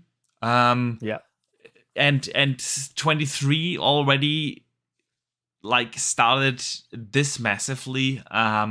And we're only in for a few weeks, and we have like every month until August, like at least 2 major releases where people can get excited for. So yeah, man. Yeah, it's. And I am so thankful that nothing major was around Hogwarts. Yes. I am so pleased for that. Because like it would have been shelved. I would have had to shelve other games to just continue with Hogwarts at this point. That's the problem with Jedi now. Honestly, after the 6-week delay, Jedi comes out at a pretty damn spot, because it's like 3 or 2 days apart from Redfall. See, we have Zelda the same month, and Suicide Squad, and for me that's okay. For you, it's a little bit difficult. It's I don't like Zelda. I don't like the current Zeldas. I'm happy with the previous ones. The original ones were fine. Loved them. Yeah. I'm not a big fan of this new style. But again, not games for everybody. But it's a game for everybody. That is a fact. Yeah. For me, the big one, if I had to pick or choose between Redfall and Jedi Survivor, it would be Jedi Survivor. 9 times out of 10. Yeah, same. As much as Redfall is a new IP, I've already played Jedi Fallen Order to know how much I'm excited for Jedi Survivor. You know what? Let's talk a little bit about Jedi Survivor, man. But first, let me catch up on the super chats. Dave Ramos sends in $5. Thank you, man. Appreciate the support. He says, polished equals easy to understand shipping when ready. Hashtag September 23. So you are a September. No. Or what? How would we call a September? The cult of September. I don't know. But yeah, man. September for Starfield. Yeah, see, I don't see that game being moved out to the second half. I just don't. And then let me shout out Pyromat. I think the latest that game hits the second half would be July. I think that's the latest it will hit the second half. Yeah. Because you could argue that this is still like almost a 12-month window that they have originally given. So yeah. And then tail end of the year, I'm still pretty confident we're going to get Hellblade as the fall release, as the winter release. Yeah. And I think in between that, depending on how Stalker's doing, that could release before that. And then you've got a couple of third party and second parties that haven't released announced dates yet, like Flintlock Siege of Dawn. That's going into Game Pass. Hasn't announced its release date as yet. That was meant to be the first half, but that could very well fall into the second. Again, you don't want it getting caught up in the mess that is March, April, May, June. Yeah. Like they're getting there ridiculous. is literally no point in the first half where you could release as an indie and not being in the way of a bigger release. That Island has gone gold, man. We have like Resident Evil coming. Every month is kind of like jam packed with AAA releases. So it's hard for indies, man. That was the thing about 22. What I always said, like 22 was really the year for indies because you had like 6 months straight without a major release. In between May and October, you basically had nothing bigger coming out. So that was definitely easier for indies. And now also like a case of Benedict Fox is set to launch in the first half. It's tough for those smaller releases. But then on the other hand, I was going to say the good thing about smaller releases is that they are much smaller games. Yes. So you can kind of complete them over the course of a couple of days, as opposed to like Hogwarts, which is a couple of weeks, unless you're not working and have no responsibilities. In which case, you could probably knock that game out in like 3 days. Yeah, that's true. That's true. To Pixelbit and G in chat though, he says, "Is anybody else concerned Starfield would be too much like Outer Worlds?" I don't see that as a negative. Outer Worlds was fantastic. Outer Worlds, yeah, I absolutely adored it. What it will be though is it won't be the same humor. Starfield is definitely going to be serious. Obviously, Outer Worlds 2 we know is on the way anyway, and that's going to be a little bit more silly, like the first one was. It had good humor. Obviously, it wasn't like laugh out loud humor. It was more like adult sarcasm and wit than anything else. But no, it's, to be honest, if it was anything like Outer Worlds, that would make me like it more. I loved Outer Worlds. Outer Worlds was fantastic. That's why I'm so excited for About, man. I cannot wait to see what Obsidian can do in a high fantasy setting. Like the Outer Worlds was basically their take on Fallout. Yes. Yeah. Space Fallout. And Avowed is gonna be their Skyrim, and man, you know what I like about the Outer Worlds more? And Skyrim is it's not Skyrim, sorry. Starfield is a different end of the scale. So Starfield's like 100+ hours mega game akin to Skyrim. Yeah. Outer Worlds is like, this is our abbreviated version of what Fallout would be in space. Yeah. And instead of playing 60, 70, 80 hours, It was it's a 30-hour convenient, game. 25, 30 hours. Yeah. Yeah, it was a very convenient. It didn't outstay its welcome. Yeah. It was just long enough, not too long. Then it had some awesome DLC that came afterwards with some really great missions, really great content that everybody loved just as much as the main game. So, no, you know where it is. Obsidian, as you mentioned there, Obsidian. Mwah, another one of the jewels in Microsoft's Oh, crown yeah. at the moment. I mean, and they are There's- so effective. even without Bethesda, like knowing that they've got the likes of the Outer Worlds coming, and Avowed coming to that kind of Skyrim-y open world kind of RPG-esque Yeah. area, you're already set for two awesome games in the future anyway.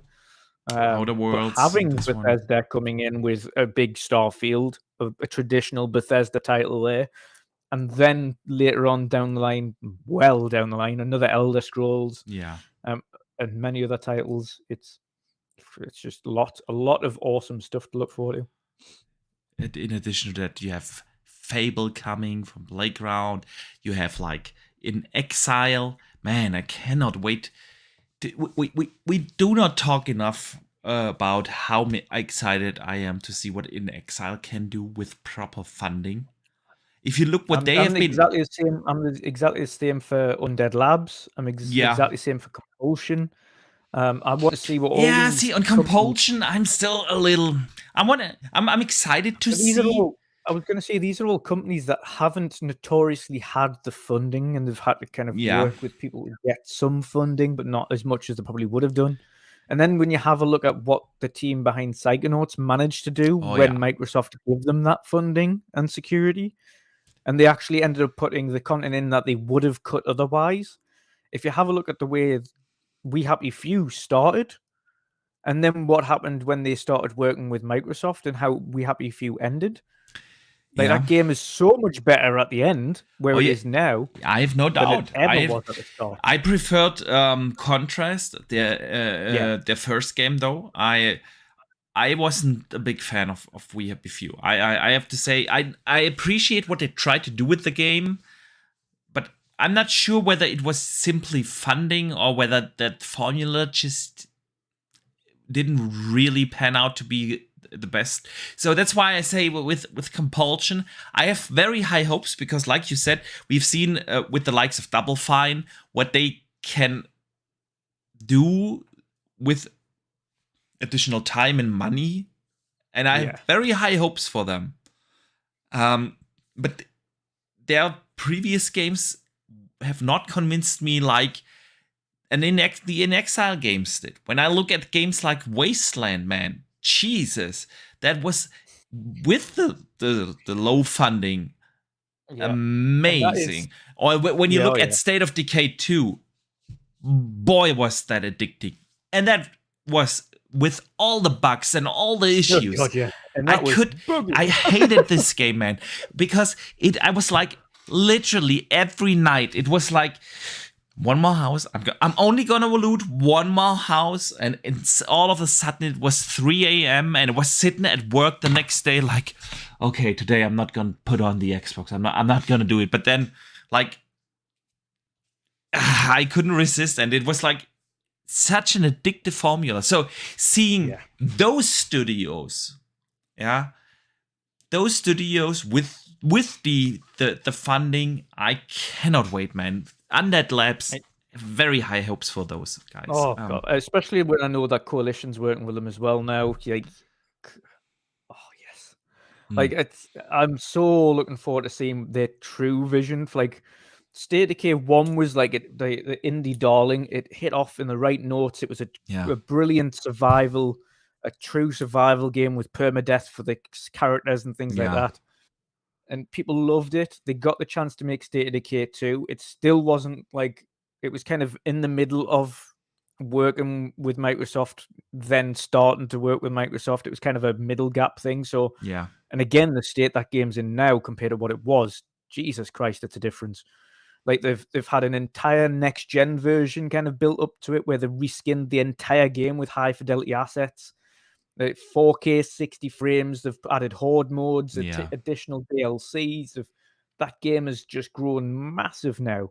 It is. And that's just, and they're still looking after it to this day whilst making the new one. And they have surpassed, what did they, was it 12 million or what they reported? 12 million, and that is such a such a studio. Title. You know, I did not know that. And I hope I remember correctly. But the first one, you know what the budget for the first one was? 100,000. 100,000? How did they build that game on 100,000? I have no idea, man. I have no idea. And to see how many people built that game? That can't. That's not even 3 people's wages. Yeah, and that is what I mean, man. If you look at that kind of like talent, and now they have the funding, I just think that's what Compulsion has yet to prove. I have high hopes for them. I do, because I can see, especially with Contrast, there was something there, definitely. Yeah. But they kind of have That's to. the thing they've got. It's these companies have definitely got the ideas, and if you have a look at Double Fine, which is the reason I brought up Psychonauts 2 as a perfect example, because they've went on fire, and I'm gonna watch that documentary tonight actually, because I've heard great things about that documentary. If you didn't know, of course, Double Fine have released a documentary about their 7-year 2 hours process. or it's long, right? 2 hours documentary about really, really good. Yeah. About the entire development process, including kind of cutting out bits from the game, going to people saying we're probably going to have to close down. Like, you see all of that in the documentary, and then of course Microsoft come along and they're just like, listen, like, become part of us. You've still got the freedom to build whatever you like. Yeah. You just don't have the worry anymore about finances. And what we got was Psychonauts 2, and it's one of my favorite all-time games. I absolutely adore that game. Yeah. The story was phenomenal. The gameplay was terrific. The worlds, the characters, so entertaining. And it just makes me, and again, Double Fine, it makes me really look forward to seeing what Tim Schafer and the guys can do going forward. If that is just even a glimpse of what they're capable of, yeah, God, they're going to that could be, Double Fine could be, should we say, Microsoft's Insomniac in terms of the quality of game that they can put out. Again, that was a game that was so creative. Yeah, it was there were so many different technical aspects in there, and mechanical aspects in the game.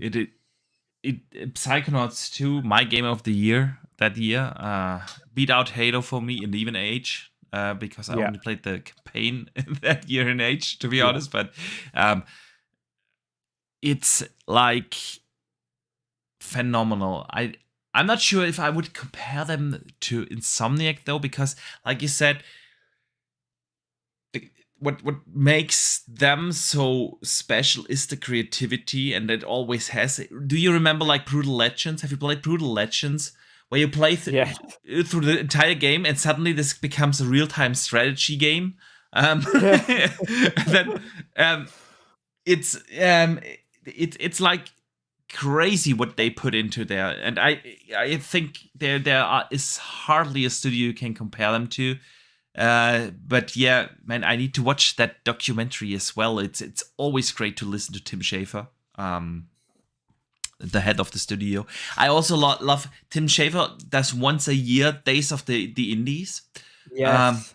Brilliant idea. Brilliant. It was so brilliant. Good sorry, last year. It was so good. Yeah, it was like, it is phenomenal. So highly recommend that. Yeah, man. You know what a game comes out? I know we wanted to talk about Jedi, and we will get to Jedi, but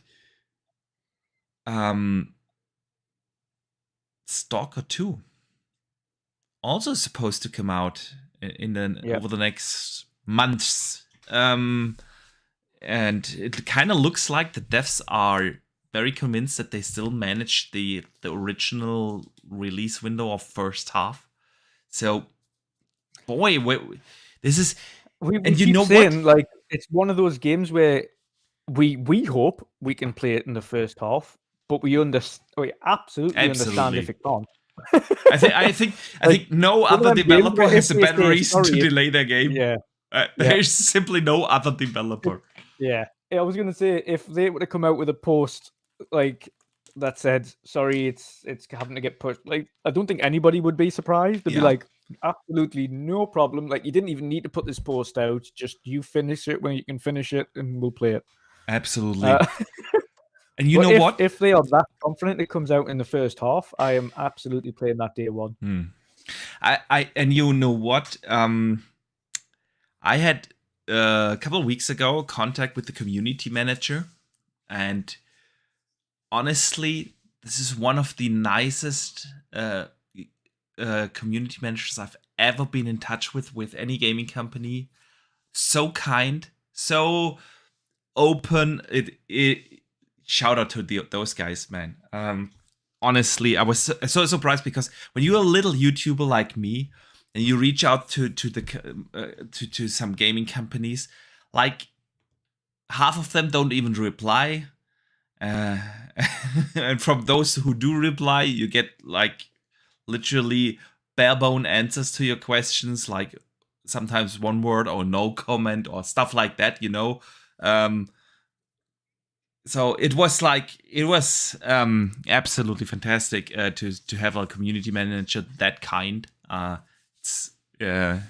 was so surprised, man. So shout out to those guys. Let me tell you, Dutch, why do I bring up Stalker 2? Because I have a theory that in March we will see the game. And we will get a release date in March, because Unreal is gonna have a showcase. They announced a showcase for March. They will align that with the GDC, the Game Developer Conference. It's called State of Unreal. It's coming next month, and they will show third-party games and new projects, and now I'm going to quote, to get a glimpse of at what's in store for the future of game development as the Epic Games team takes the stage with our talented partners. We'll take a look at some new projects, dive into the latest Epic tech, and have some fun along the way. You can't make it in person. Watch it also on YouTube or Twitch. And silently hoping we get to see Hellblade. I wouldn't expect that, dude. It is so far-fetched, but they've used it as a poster thing for Unreal Engine in their tech demos for GDC before. So, I mean, yeah, I don't know. I don't think so. I honestly, with June coming up, that's where they're gonna show the Hellblade demo. But what I do think is, because they have like openly talked about how Stalker 2 is going to run in Unreal 5. I mean, the game looks drop dead gorgeous from everything we've seen so far. It's got every bells and whistles. You have like performance mode for up to 120. You have ray tracing. You have global illumination. It's like they gonna use nanite. They're gonna use lumen in the game. It's a showcase. And honestly, which other AAA kind of game does use the Unreal Engine that comes out fairly soon? I was of the belief that Jedi Fallen Order is actually running in Unreal 5. I thought that, but then we're gonna get to that statement a little later. But this week, in an interview, they said, well, and we are proud to use our customized, updated Unreal Engine 4 thing. I'm not sure whether that was just misquote from the interview, but kind of sounded to me like, okay, we are which other AAA game do we get soon? Which is gonna be the first one outside of Fortnite that's gonna use Unreal 5? So that's Stalker, and that's why it's my theory. If they have a showcase, of course they will show, like last year they showed the Coalition, the cavern thing, which was exciting, and I could see them do a thing like with Stalker 2. Epic is like very close to the Ukraine. Obviously, they have a good relationship with them. So why not, man? Why not? It would be a cool thing. What do you think? Stalker 2?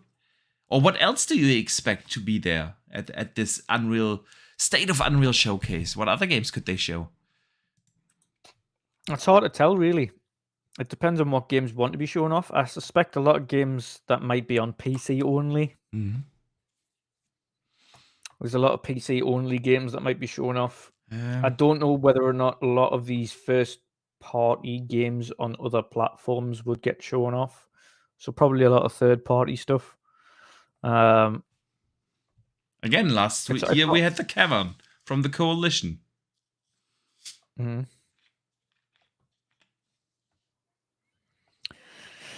You never know. You never know. But at the same time, the Coalition did, even though the Coalition took part, that was a tech demo. So it was more of an engine test. The Coalition could be there again, helping them do X, Y, and Z, or showing off another kind of example of what the engine can do. Yeah. But I don't know. I think Stalker's a good one to show off, definitely. I don't know.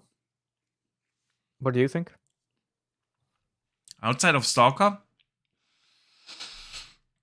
I think this year we will see less of these only tech demos where you see like rocky landscapes and lush forests or whatever.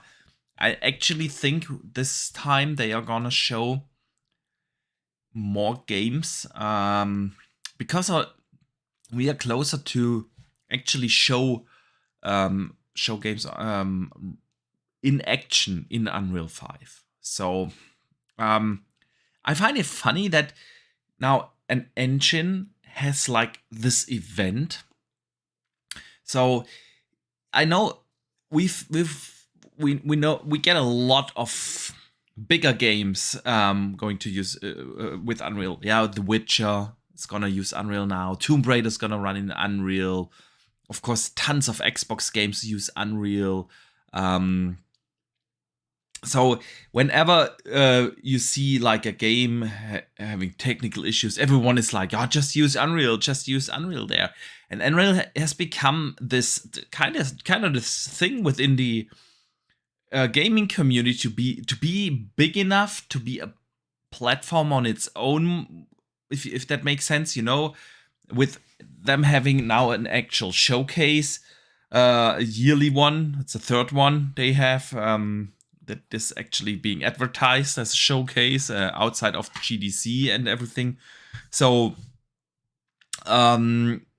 it's I don't know, man, what they will show, but I think we will see more gameplay, actual gameplay running. And we know that Crystal also has said Tomb Raider is further along than we expected. I don't know.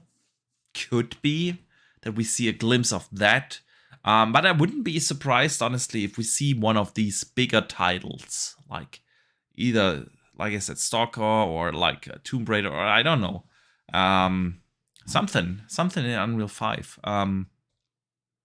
So yeah. It's kind of crazy, like how Unreal is dominating the engine discussion right now, because there are still some other fantastic engines out there, man. If you think about this, yeah, we have Crytek out there, but we haven't seen that engine in a while, and I don't think we will see that before the next Crisis. But man, can you imagine how the next Crisis is gonna look like? Yeah. I know people don't like the Frostbite engine, but it's a very powerful engine. And even in things like the Ubisoft engines, the Anvil engine, and of course the Snowdrop engine. Dropped that gorgeous engines. So it's not just Unreal out there, but yeah, Unreal is the id Tech. Dave Ramos in chat mentions id Tech. Absolutely, man. So it's an. The only thing with id Tech is that it's not been proven as a universal engine, much like the Forza Tech one's only just been used for an RPG for the first time. So we're yet to see its flexibility. We know how good id Tech is for Doom, for Wolfenstein, for shooters, as it were. But we don't know how good the id Tech engine is for a different type of game. And obviously, graphically, it's going to look beautiful on id Tech. We know that because we've seen what it's capable of. And much like what the Coalition can do with Unreal, we know how beautiful that engine can be. But we also know Unreal is starting to be a bit more flexible. They're trying to push into open world for the first time. Yeah. We've got a lot of open world games on Unreal going forward. They are coming back to shooters as well, which is funny because Unreal actually started as a shooter engine. Unreal, the game, first-person shooter, Unreal Tournament and stuff like that. They kind of moved away from being a shooter engine with Unreal. I think a lot of people forget about that. Yeah. A lot of people forget that Unreal was actually a game as well as an engine. Yeah. It was the same. It was the namesake. Yeah. Unreal Tournament. Really good game. Really fast-paced Doom-like game. Yeah. Really good. Loved it. Man, the LAN parties we had with Unreal Tournament and Capture the Flag on this map, the two towers, crazy good game. But yeah, man, Unreal. And like you said, open world games. I can't really remember a big open world game outside of Days Gone that ran in Unreal. Was Days Gone on Unreal? Days Gone was Unreal. Days Gone was on Unreal. I think that was Unreal. Yeah. Hang on, I'm gonna Google that. Yeah, it was Unreal. It was Unreal Engine 4. Yeah. So that was like the only one. I know Mass Effect, but I wouldn't count Mass Effect as an open world game. Even then, I wouldn't even class Days Gone as open world. Days Gone is open world. It's a bit more of a corridor. Like you've got like roads to go down. Like it's kind of open world-ish, but it's not to an extent. Like for instance, like a big open world that you would have where you can kind of go above and you can see the entire map and things like that, and you've got verticality as well as... I know what you mean. You have like these areas, and when you want to go from area 1 to area B, you have to drive through a long tunnel basically to get there, and that's the only way to get there. It's like a kind of it's probably their first dabble into an open world game, but I think it's more...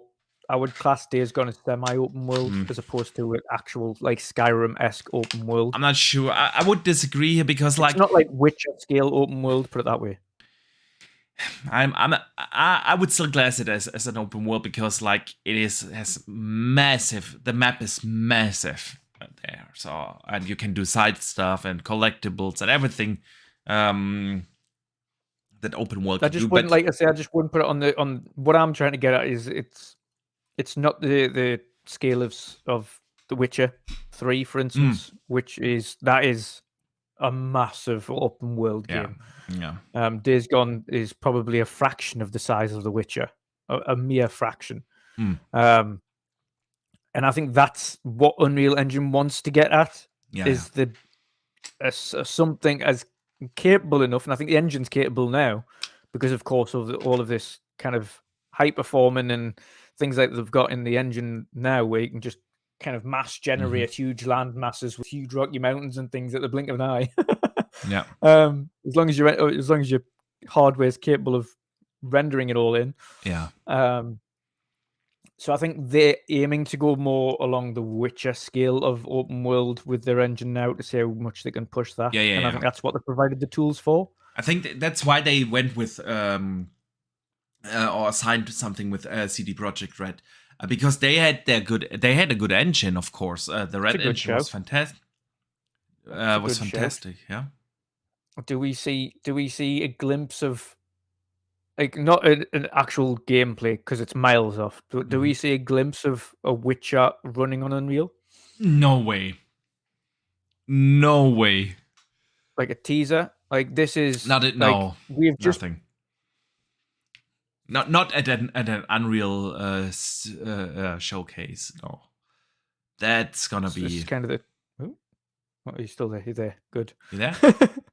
There was a Yeah. hiccup. There was a little hiccup in the line. I know. And I don't. I hope my Yeah, internet like isn't going out again. more of an in-engine kind of display as a more than an actual gameplay. Obviously, we're not going to. That's miles off, way off. But they made a really big deal of, and you mentioned about Stalker being it, but they made a really big deal about it. The likes of Coalition doing these vertical slices, the likes Yeah. of, it's not beyond the realms of possibility that CD Projekt Red have worked with them because of how big and that's a big deal for Both of them, Unreal. actually. Yeah. I think more so for Unreal, to be honest, with the size of Witcher.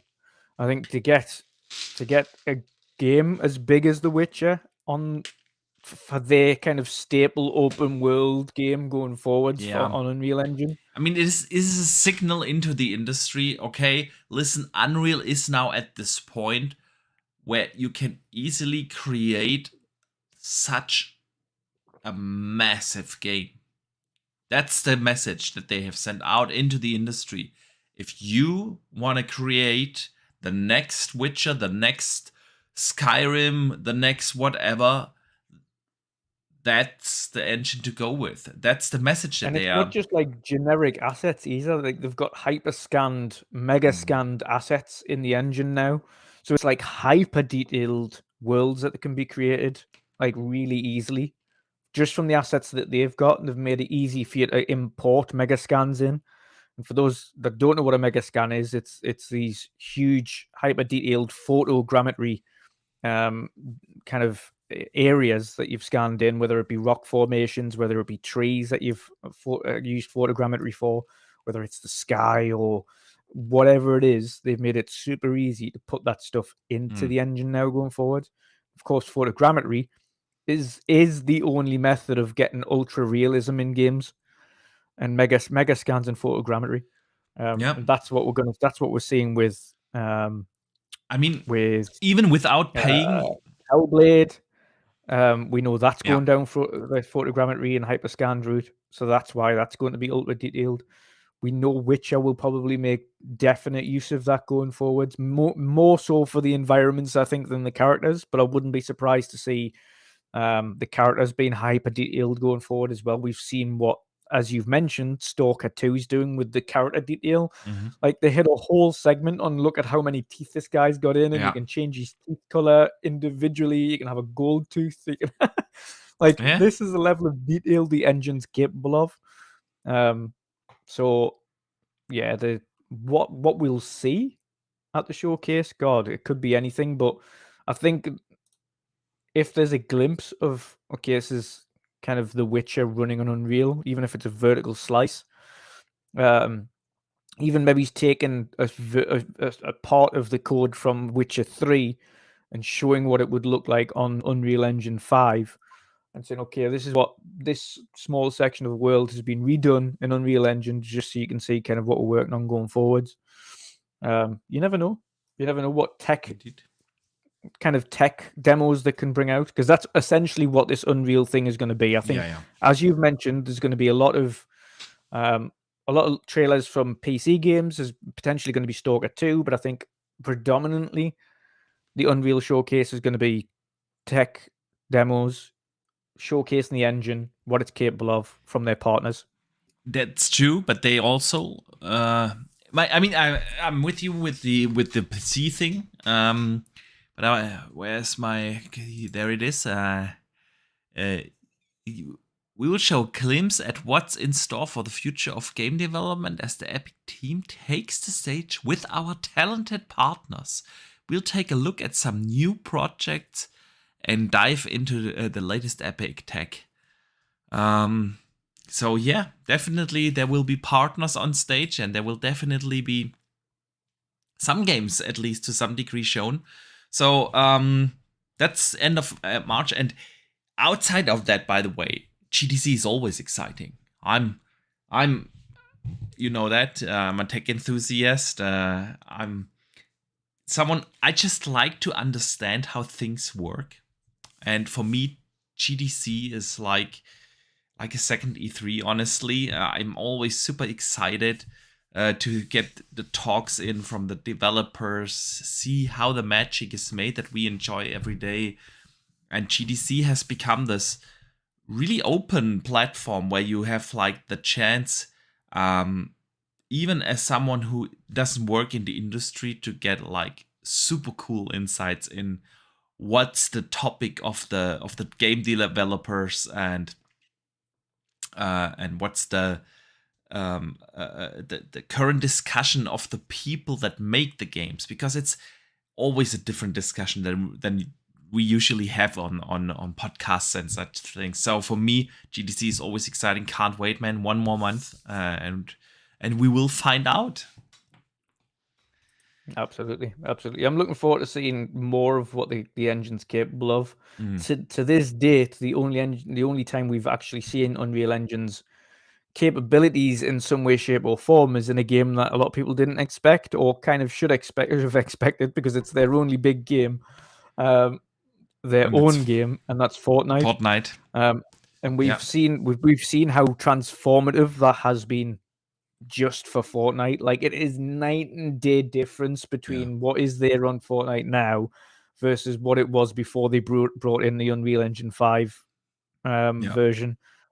It's like night and day It having is. like those tools in. It is, And and I this mean, is what we're looking forward to going forward. and to be fair, we have seen a fair amount of gameplay for Stalker 2, and every second looks and every shot looks like just stunning. So yeah, man. Let's move over to Jedi. Because Jedi is, we mentioned it earlier. Actually, we wanted to talk about it earlier, but we're always getting sidetracked. Jedi, again, I was of the firm belief Jedi Survivor is also Unreal 5, but then in an interview this week, they said it's going to run on a highly customized and optimized Unreal 4 version, and I'm not sure if it was like something that the interview got wrong or not. But let me read some of the statements that came out of this thing, because they talked a lot about why they built this for current gen only consoles, and it was very, very interesting, man.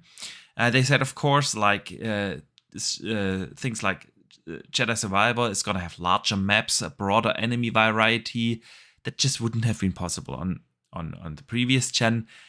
And I quote now, bottom line is, we learned quickly that we could take advantage of faster processors, faster memories, better loading times, etc. to create much larger maps with more detail, greater density, broader enemy and NPC variety, and overall fidelity.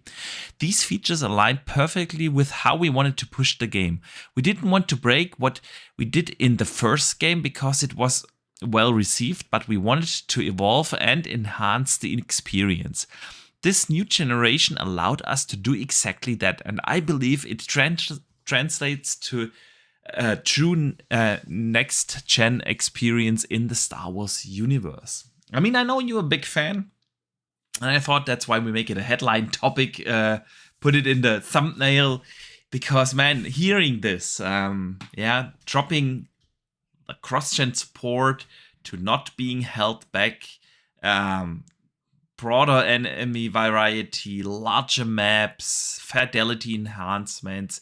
The NPCs are getting improved, which is always good to hear. Although I must say that the AI already was pretty good, that the combat wasn't easy in the last one. a lot more details in the world. So, man, what do you expect from the game, and where's your hype level? Oh, hype levels like right up there. The good thing about this is unlike being a fresh IP, we go into this having played Jedi's Fallen Order and knowing how good that game was. And as long as it's as good as that, but they've improved on key segments that we had issues with, like some of the traversal was a bit more backtracky. Yeah. You would go to certain places several times, and some places got a little bit monotonous, but overall it didn't detract from how great the game was and the story. And if they've embellished that story, if they've embellished the details, if they've cut out some of that backtracking and kind of made the world bigger, which they have. We know they've got mountables now in the game, so you can ride around on certain creatures and things, and no doubt some forms of crafts and things like that. Then that tells me that the game's scope is much bigger than the first one, which is awesome.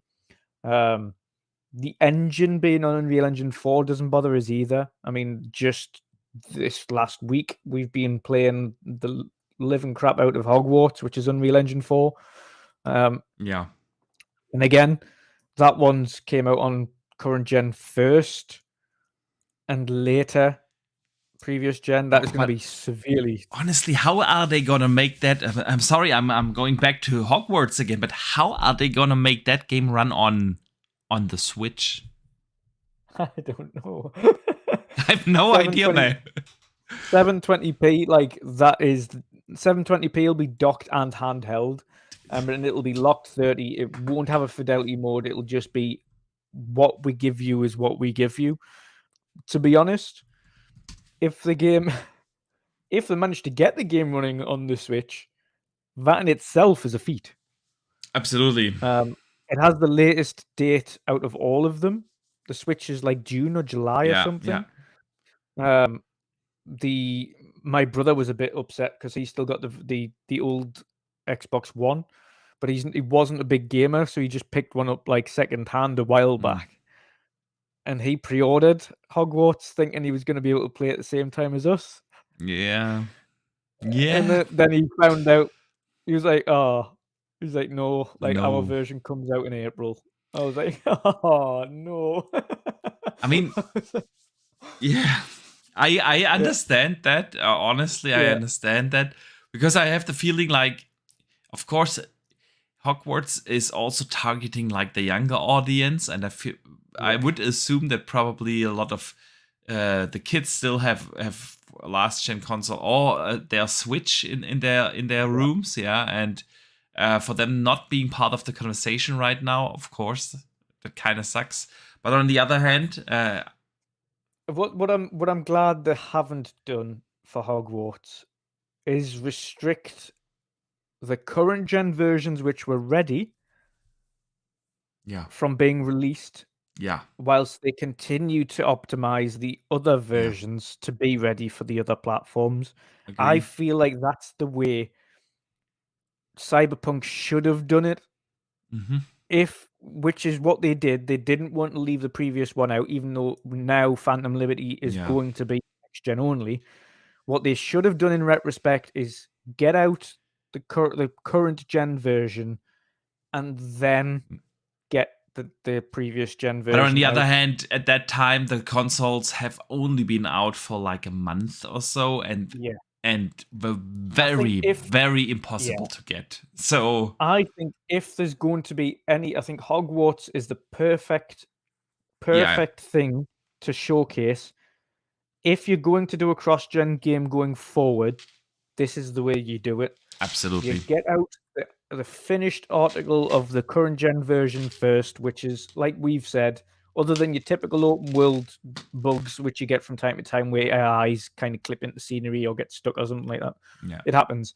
You can't really predict those things. They just, unfortunately, just happens from time to time. It's super hard to reproduce, so it's almost really impossible to like bug fix them. Yeah. But aside from that, the perfect example of exactly what you should do. If the game's ready for current gen, release it. If you know it's not going to be ready for previous gen, then you set to a couple of different release dates. Previous gen consoles will be, it's another 2 months for you guys. Switch, we're going to release it for you, but it's going to take much longer because, of course, there's going to be a lot of changes in the Switch version. There's going to be a lot of changes. I don't know how the shadow, like, if you have a look at the lighting in the game, for instance, like when you've got Lumos and it's got like, it's casting shadows on everything. And that's not even in like, we're not playing in ray traced version. Me and you are both playing with fidelity, chromatic aberration. No, I'm playing with balanced. So, I'm playing in balanced mode. I don't even think I've noticed a balanced mode. You know, I'm playing it with the best way to play. I thought it was you were playing fidelity with chromatic aberration off, film grain off, and uncapped frame rate. Yep. I did all that. I turned off everything. I turned off chromatic aberration. I turned off depth of field. I turned off motion blur and all these things. And uncapped the frame rates, but I did that in balanced mode because balanced mode runs at 40. When you have everything on, it runs at 40 FPS. When you uncap the frame rates, you can obviously go above that, and without chromatic aberration and film grain and motion blur and depth of field, you get enough overhead to be at the close to 50s, I would guess, and with that and VRR, it runs super smooth, man, and crispy clear. So balanced mode, the way to go. On a VRR screen, though. In the options, to be honest, I noticed performance, fidelity, ray tracing. Yeah, no, and then you actually have two performance modes as well. You have like ultra high performance mode at 120. So you say I don't have 120 apart from the monitor, but the Series S is plugged into that, not the X. That's why you don't have a balanced mode then, because you need, of course, the 120 frames display to display a 40 FPS game. On a regular, I was going to say I'm not unplugging that from there and switching the Series S with the Series X to play on the monitor. Okay, that's why. I'm playing in fidelity. But that's not what point anyway was originally the lighting on that game. Yes. That we've got and you're on balance mode, so that isn't ray traced lighting. No. I'm in fidelity without ray tracing, so that isn't ray traced lighting. And you have a look at the shadow casting on this, and every object when you've got Lumos on, every object casts its own shadow correctly. And it's so hyper detailed. It's very sharp shadows. Then you've got the further away it is, it's diffused. It's so well done. And Switch is going to be so much. Yeah, the Switch is also the game size. The game is what, 82, 83 gigs in size? Yeah. I mean, okay. You take away the high fidelity textures. Do you think they're going to do a cloud version of the game? So that they can't degrade it too much. I don't think so. No, I don't think so. If you have a look at some of the biggest titles that have come onto the platform, like in terms of detail, they've been cloud in order to retain performance. Yeah. Because if they don't, you've seen what happens with a couple of them. Like the only ones that have actually managed to get the game running almost flawlessly on the Switch have been id Tech. Yeah. That's true. They're the only ones, and they've had the noticeable differences, but they've ran beautifully. They've looked great. But other big games are cloud based on the platform. And that, to be honest, until Switch gets there, and this is the weird thing. And they've got good cloud on the Switch. That's the strange thing about it. They've got great cloud, but then it also takes away from the other aspect of it, which is you can't. Then it detracts from the portability. Then you can't play That's what I think. So is it, dude? You're gone. Is it me or? I'm still here. You're still here. So I do hope that my internet is not crapping out. I had that the other day during a work meeting, and internet was gone for like 10 minutes. So it was on your side this time. Before that, I was saying hello. It was on my side, so I don't know whether or not it's us or whether we're on StreamYard. Maybe I don't know. I don't know. But I don't think So it's the internet, so it wouldn't worry. You'd get that little icon at the top left. If it was your internet. no, I think I know. It's going to be. I don't think they do a cloud, honestly, No, I because think it's going to be a dumbed down version where it's going to be yeah. like much lower asset quality and yes, things like that. Yeah. But I think they'll retain what makes as long as they retain what makes the game fun, and they don't reduce any of the story or any of the side quests or anything like that. Or like these little details when you run through Hogwarts and you see like the statues fighting each other or whatever. Things like that make that world magical. You can definitely live with lower resolution textures or worse lighting, no shadows. Retain the detail for what's needed. Yeah. Remove the detail for what isn't. Like if you have a look at these sections here, like it's all hyper detailed. Like every dungeon is hyper detailed. There's so many intricate little puzzles with fine art and things all over them. You've got the paintings where you light up with you don't like, even though a lot of people don't understand, if you have a look at the painting, it gives you clues to where the butterfly is. Like that's the purpose of the painting. But you're probably going to have to dumb that down a little bit. You're gonna one thing I think they need to retain is as much of the detail on the characters as possible. I think the world in itself outside of Hogwarts can be reduced to maintain performance and things. But within Hogwarts, that's hard. You want to have the flying books and you want to have like the floating candles, and because that sets the mood, man. I think specifically for the hallway, which you're mentioning, the big great hall where it's got the candles and everything, and I think that'll stay as is. I think obviously it'll be lower resolution textures and things that will still be there.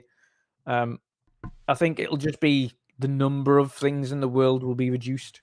So it won't be like the grass and the foliage and things will be severely reduced. Because there's a lot of grass and a lot of foliage. Indeed. Yeah. But going back to the Jedi, right, that's what we were talking about. I'm not concerned because of how hyper detailed Hogwarts is on Unreal Engine 4 on current gen consoles. When they mention it being a highly refined version of Unreal 4, that's absolutely fine.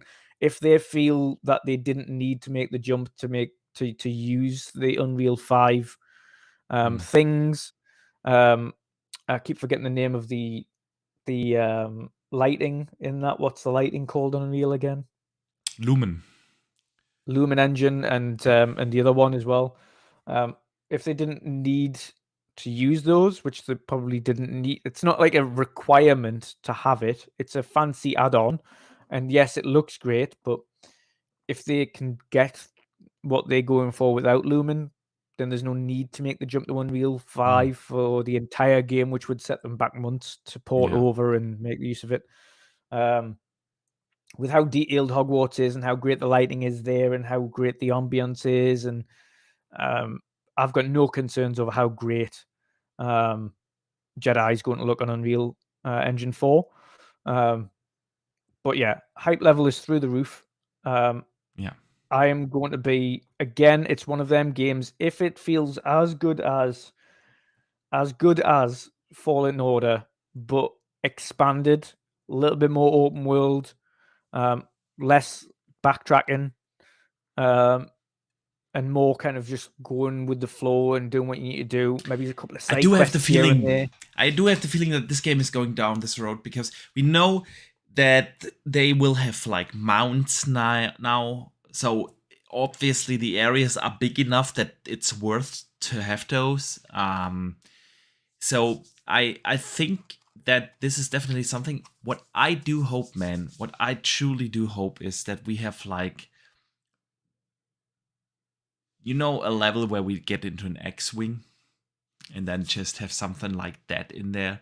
That's what I would hope.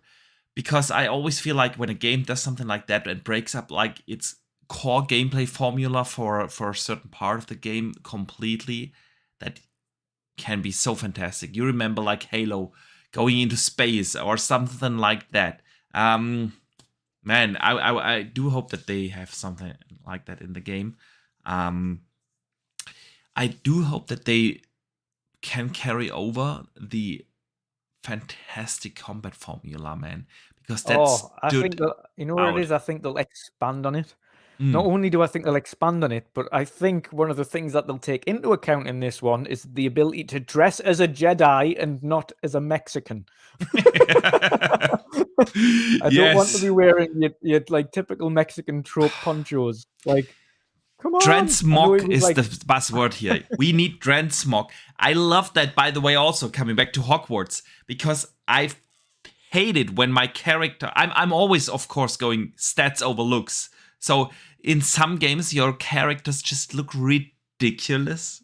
They would most certainly here in Hogwarts, but it yeah. allows you to like use the stats and change the looks. And I You know do what the hope. thing is though, is in Hogwarts specifically, it blends with the world that you're in because the Yeah. characters are weird and wonderful, and they're always wearing silly outfits, and like they're always like, You could if you've get seen the away, but films, still, I don't want to look at a ridiculously looking wizard all oh, the time. of So course, and but Cal Kestis yes, in Star Wars, honestly, like let me do that dress as as a well. Jedi or a Sith, yeah, Exactly. do I like you because like said.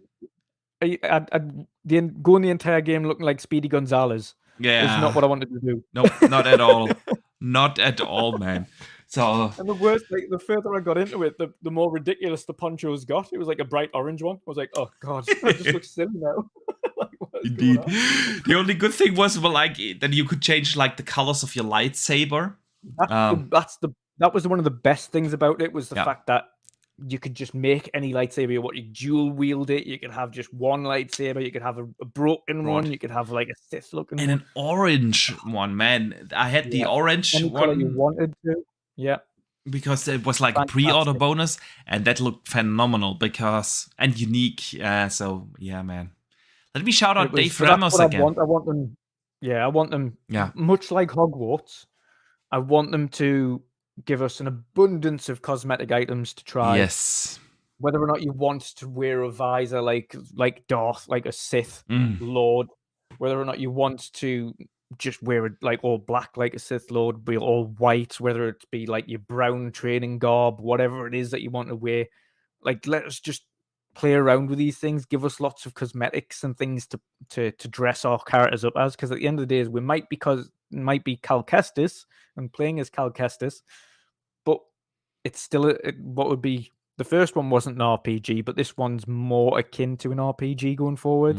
You still assign points. It's like the first one was more of an RPG light on rails.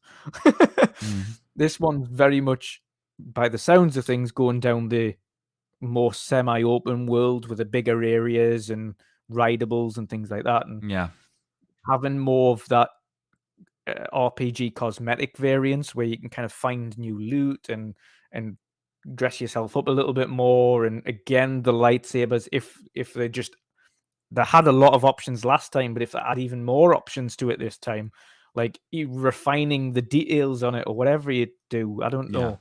Have so it's jagged. There was one like obviously we know what's his name from the recent films, the bad guy. Oh, Kylo Ren. Yes, how his sword's broken because he's conflicted. Like the reason his sword's jagged and like isn't like a straight beam is because he's conflicted. Like, let us have that kind of weird thing with that the would be blade cool. itself. It's wild. Man. You know what I also want from the Mandalorian? They have that. What was it called? Like the dark sword or Yeah. That would be dope. That would be cool, man. Yeah, shout out to Dave Ramos, man. He sends in a $5 super chat. He says, do you think a third-party game would ever limit support via cloud only? Like GTA 6 comes out to Switch only via Rockstar Cloud, not native, no native support. Not for Switch. I think, to be fair, I do not see GTA coming out on Switch. I just don't see it happening. But no, Nintendo wouldn't let it happen either. Yeah, They're I don't sticklers. think, especially with such a game where they know that they will have an issue with returns, where like parents go into the store, buy the new GTA for their kids, only to find out that they can't play the game properly because of like cloud. I don't think that this is gonna happen. I do see that coming on Xbox though. I would be surprised if we won't see at some point a game that requires like cloud. Oh, we know that. I mean, the one thing that will require cloud is Kojima's game. Yeah. I think part of that as well, because there was another question that was before that. I think it might be by Pyro, and it was to do with it was Pyro. It was to do with third-party cloud games on Xbox Cloud. And I think the only thing restricting that is the rest of the industry, as to seeing games like Hogwarts be available on Cloud Mobile if you own it digitally. Yeah. We know we want it. We want to be able to play our own catalog of games on the cloud that we own. Now, we can do that with first-party games, of course, because it's already part of Game Pass as well. So if you've got Game Pass, you can play it on the cloud. You can remote play your console, and you kind of can play your third-party games via remote play on your console, but it's not as stable as cloud gaming is. But the only restriction is the industry at large. Part of the reason we've had the kickoffs in the ABK deal was down to cloud. A lot of these other companies don't have what Microsoft has in terms of foothold in cloud gaming by user base. And they think that adding all of these third-party games to cloud severely detracts from their potential avenues as well. Because if you can buy your game on Xbox, never actually own an Xbox, but play it on your phone or play it on your computer or whatever it is using cloud, that means you no longer need a console, whether that be PlayStation, Nintendo, or Xbox. You just buy the game, have a subscription to be able to play it via the cloud, and that's it. Now, Xbox want you to do that. Well, essentially want you to have that avenue, so it has choice for you. But the other players in the industry don't want that avenue because they want to sell the hardware still. Microsoft aren't asked about selling the hardware anymore. They're like, if you want the hardware, it's there. If you don't, that's fine. Play it on the cloud, or play it here, or play it here. On the refrigerator, man. Doom on the refrigerator. That's the end goal. But yeah, ultimately, I think Microsoft would absolutely love to be able to offer every game that comes out on that platform the ability to stream on cloud. Yeah. And I think that the industry restrictions. Yeah. That's what they're aiming for. Yeah. I think we will get to that point at some point. I think it's going to be it's going to be 5 to 10 years until we're at that point, I think. Yeah, I agree. Yeah, man. Good stuff here. You know what else was interesting? And we need the help of the chat for this one. Crystal Dynamics and Eidos Montreal today announced that they intend to release 5 AAA games by March 28. So within the next 5 years, they want to bring out 5 big AAA games. Tomb Raider and Perfect Dark are obviously currently in development at Crystal Dynamics. We also know that Deus Ex is in early development. They defined AAA games. They went, by the way, it's not Just that they said we want to intend to release 3 AAA games, and they actually explained to their shareholders or investors, AAA games are titles that have over 100 full-time developers at the peak of their development phase. That's for them a AAA game. So we know about the 3, of course, Perfect Dark and Tomb Raider, and we assume, of course, Deus Ex being in early development, so could be the one. What are the others, man? What are the others? I want to know from everyone in chat what you guys think, Dutch, and of course, what do you think? What was the question again? Sorry. No, what games could we expect from them within the next 5 years? 5 is a lot in 5 years, man. 5 AAA games in 5 years. Who's that from? Sorry. No problem, man. I'm gonna read it again to you.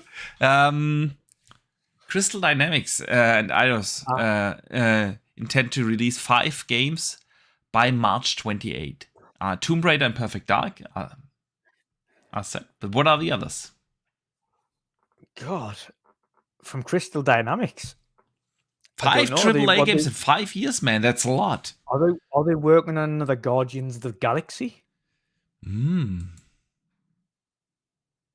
That would be awesome. I mean, game wasn't a commercial success, but it was very well received, though. It was a cult hit and very well received in terms of it might not have been commercially successful initially, but I think once people, and again, this is another thing, once it went into Game Pass and then following that went into PS Plus, and people had more of the people that went, I'm not sure on it, started to play it.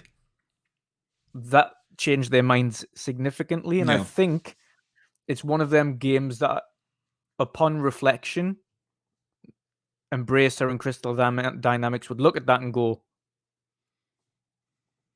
it did well. And if you'd speak to Disney, and in comparison to Avengers, where they were majorly upset, and then you look at Guardians of the Galaxy, the reception was phenomenal, and now they have a different publisher. But very different publisher now when they're not on the Square anymore. That could be true, man. That would be awesome, because I loved Guardians. I was so surprised, honestly, by that game. I bought it. I bought it on the recommendation of some of the fine folks from Twitter, honestly, because after when they have shown the game, everyone was like, that doesn't look good, and I was also like, I'm not sure where this game will land. And then it came out, and the people that actually played it, everyone loved it. So I bought it as well, and I did not regret buying it at full price. It was absolutely worth every cent. Loved it. Yeah, absolutely. So yeah, hopefully that's one of them. I don't see why not. It was, like you mentioned, critically it was a success. Commercially it wasn't, but I think the only reason commercially it wasn't was because it came on the back end of Avengers, which was terrible. And then Square tried to force microtransactions into it, which was something the developer didn't want in the first place. And then the artificial making it a live service game, and really didn't have the content or the ideas to keep it alive. Pyro says Tomb Raider remake, Tomb Raider 2 remake, and Tomb Raider 3 remake. I was going to say, to be honest though, this is a new Tomb Raider trilogy. Yeah. That continues on from the previous one. So 3 of those games are going to be Tomb Raider. But not within 5 years, dude. I could see if what is true, what we kind of expect after our discussion from, I think, last week or so, that the Tomb Raider is actually closer to launch than we might think. So maybe end of this year or next year. It could be the second one. But it depends what they've got going on with the story. So if they've got the story mapped out for the trilogy already, and all they need to do is build the game around that story, If they've already built the first game around that story and they know what's going to happen in part 2 and part 3 of that story, then it would be simply a case of creating the levels, the areas, the environments, crafting that around the story as opposed to doing anything else. They could theoretically, if they know it top to bottom, have already done the voice acting and the lines for the trilogy, depending on if they already know what the story is. And again, we've seen that done a few times before, where they've mapped out or they've done back to back. I think which film was it? It might have been the first couple of. It was the first couple of. Speaking, there's a lot of Harry Potter talk today, but the first couple of Harry Potters, the ones where they're still very much kids, they were pretty much recorded back to back for years. I think because they couldn't wait to like film them in between because the kids would have aged too quickly and you would exactly. Yeah. Exactly. So it's a case of if you have the story, you just go. Yeah, I mean, let's assume the next Tomb Raider comes out in 24, which from the previous statements. Let's face it, they're building an Unreal Engine 5. Yeah. The most that will happen over the course, because by the end of this generation, there's not going to be Unreal Engine 6. Unreal Engine 6 will start next gen. Yeah.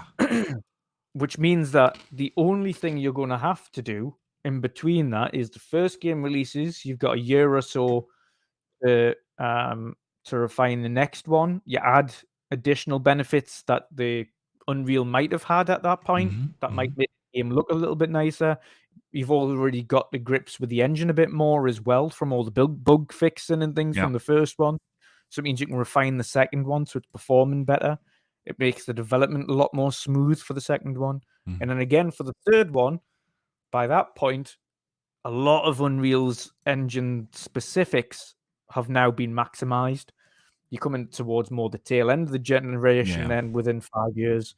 And you've got, again, your third and final one. So it could very well be 2 or 3 Tomb Raiders out of those 5 games. Guardians of the Galaxy, and what else was the other one you mentioned? Perfect Dark. Yes, and Perfect Dark. And weren't they helping on another game as well?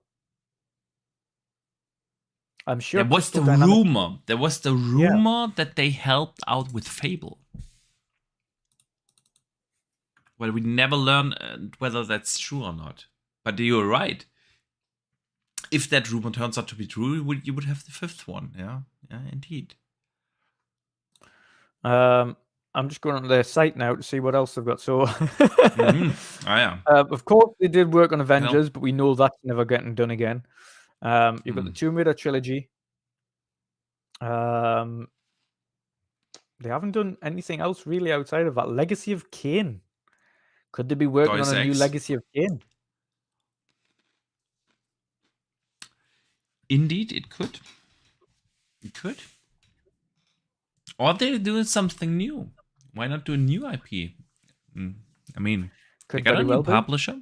Could very well be.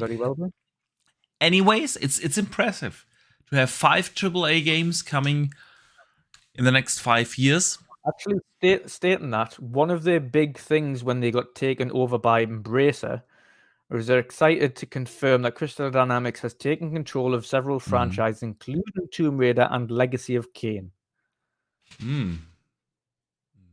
So they made a point in that statement, not of including anything else, but of including Legacy of Kain. So there's a good possibility we could see a new one.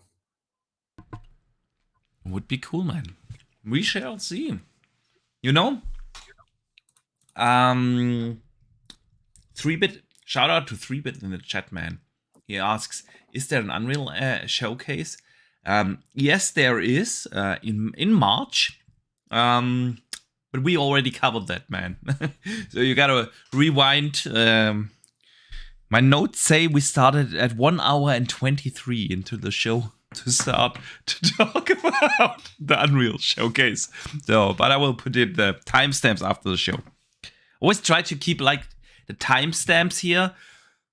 But dude, we switch topics so often, so it's really like only like guesswork here. It's not really. Yeah. We can all topics blend into one. Yeah, it's like, I don't know. Impossible to have timestamps here on the world of gaming, man. Impossible. It is when it's just me and you. Yeah. It's too hyper fluid. It is Everything goes. When we've got guests on, we try to keep some form of order here. structure. Yeah, and structure. But this way, it's just. Maybe we find out about Tomb Raider during this year's E3, and you know what else we will find out at this year's E3? Go on. What Ubisoft has cooking, because they announced today that they will attend E3 if it happens. If it happens? Did they say that specifically? They did say that, man. If it happens. Hang on, where's the quote? Yeah, we'll go if it happens. Yeah, if it happens. Ubisoft says it will attend E3 23 if it happens.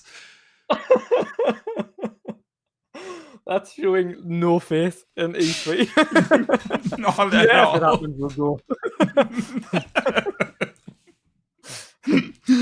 Oh, man. But yeah, it's good to hear, because we know that Nintendo and PlayStation will not attend this year's E3. But at least some other publishers take it serious. So Ubisoft's gonna be there. What do you think they will show? I mean, Assassin's Creed Mirage is a safe bet. I'm not letting that. Yeah, absolutely. That's coming out this year. Maybe it's a look, because Mirage is a linear, going back to old school Assassin's Creed game. Maybe it's a look at their next open world Assassin's Creed. Is it the Japanese one first, or is it Project Red first, or is it the Celtic one first? Yeah. I think that it was the Japanese one that was first. Yeah. So it'll be maybe it's a glimpse at Project Red, because of course these are separate. They've got such a large company, as we know. Ubisoft are ginormous, 20,000 people. So it's not like they're short on development teams. So they've got numerous teams working on numerous Assassin's Creed projects, which means there is always a good possibility that you can see multiple of these projects kind of showcased at different times. There's a good possibility, though, we'll see Mirage and potentially a look or a glimpse at Project Red a little bit more than what they showcased previously, because it was more like, oh, look, Japan. We're eventually doing it. You've asked us for God knows how many years, but we're going there now. So that's the only Assassin's Creed I'm going to be getting out of all of them, to be fair. Project Red is the only one I'm interested in out of all of them. Yes, they've got the Celtic one. You're not interested in Mirage? Nah. I wasn't a fan of the original Assassin's Creed. Really? Yeah, it was like, I don't mind the stealthy sections in Assassin's Creed, but I much prefer going gung-ho. Like you can in the modern Assassin's Creeds, like your Origins and your Odysseys and your Valhallas, being able to just go there with like double axes and just brutalizing people. Like that is what I like about the Assassin's Creeds, is having that big open world combat. I'm not much one where necessary for just stealthing all the way through and like blending in with the crowd and sneaking past everybody all the time. Nah, it's much in the same vein that I'm okay playing Splinter Cell, but my favorite IP from Tom Clancy was Ghost Recon, and always has been. Of course, aside from the original Rainbow Sixes, which have, again, I don't think any of the newer ones have held a flame to them. But Splinter Cell was never my bag there either. So it's more the stealthy action. I'm not a stealth player.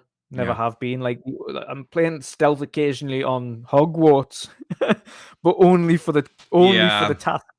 Only for the tasks where it says, "Oh, you've got to kill 10 enemies with like stupefy or whatever it's called."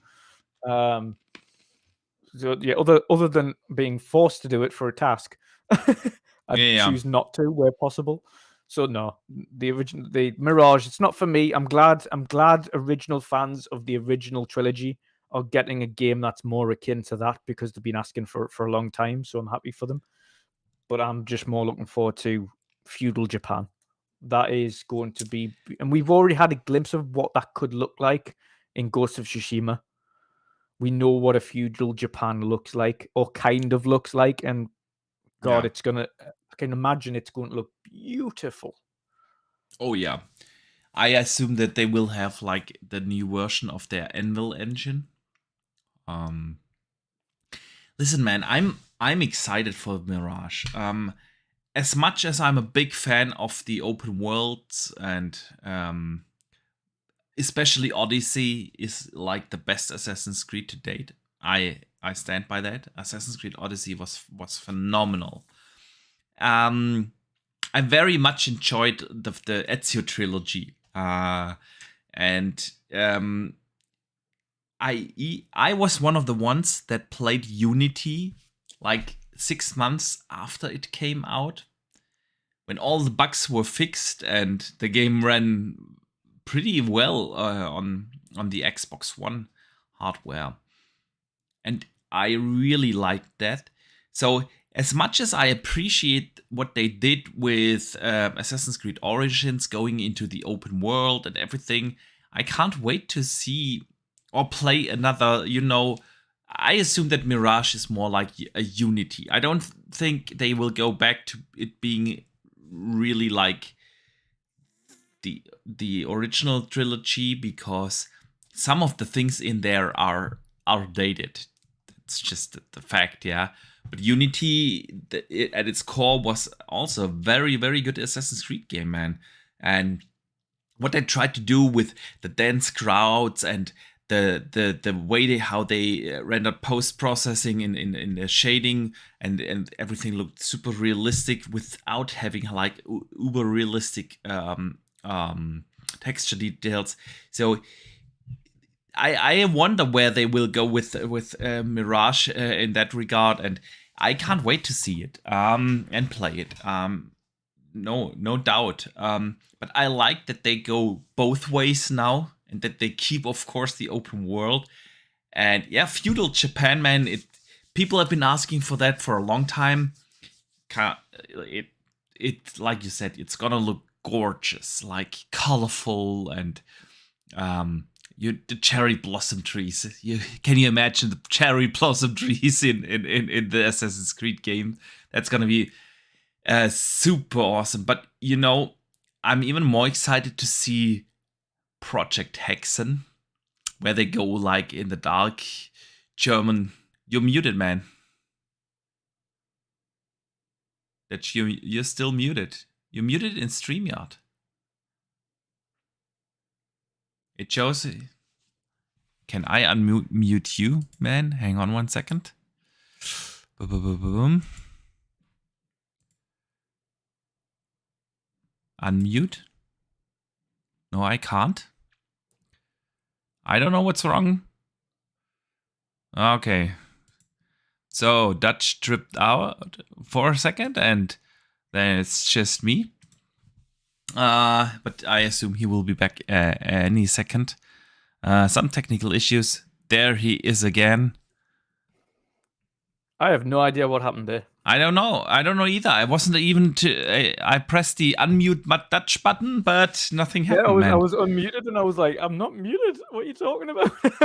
I don't know. I don't know. Mind. Things happen. What we were talking about? We were talking about Project Hexen, where they have like witch hunts in medieval Germany, and I of course want to see that, man. Yeah. The only thing, I don't know what to make of that as yet. I was also saying as well, on feudal Japan, we've seen how beautiful the worlds are that they've created in Valhalla, Odyssey, and Origins. Like, so beautiful. Like the work that they've put into them worlds to make them look as good as they are. So I have no doubt feudal Japan's going to look beautiful.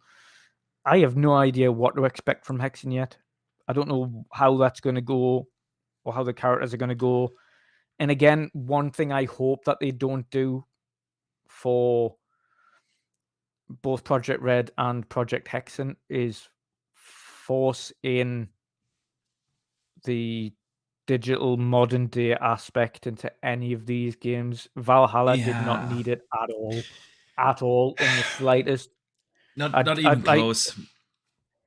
I can understand Mirage going back to its roots, doing whatever it needs to do, but going forward when they're doing Project Red and Project Hexen, like just have them as standalone games that have nothing to do with the Animus.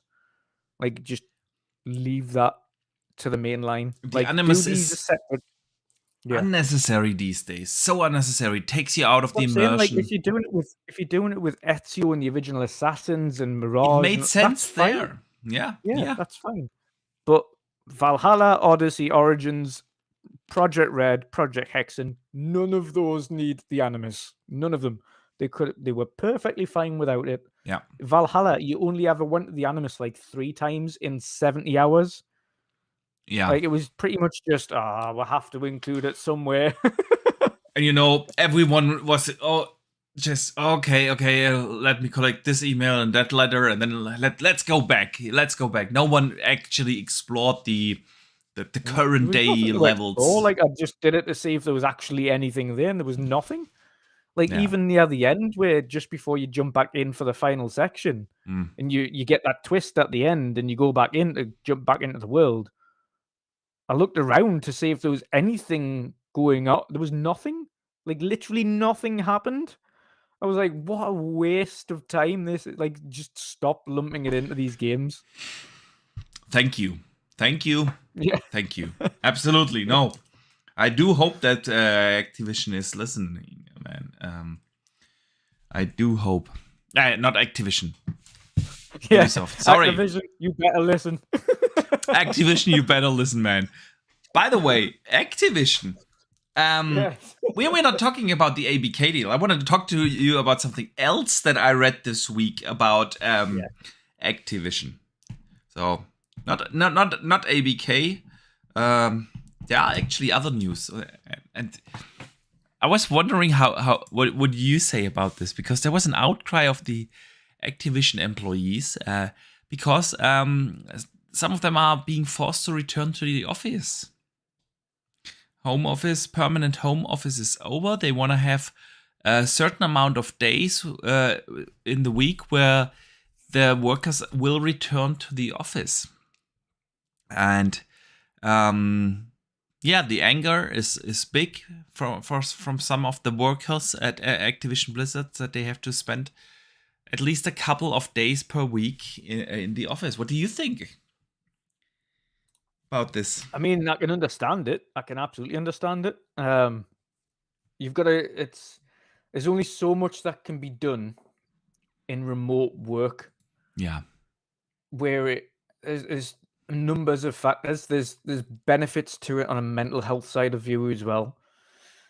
By that I mean, if you're I can understand if you've got family and things like that, you're going to get to see your family a lot more, which is absolutely awesome. But if you're only tasked, for instance, if you're working a 6-day week for a game developer or a 5-day week for a game developer, and they're saying out of that 5-day week, you've got to be in the office 2 of those days, you're still having 3 days at home, 5 days at home, 2 days at work.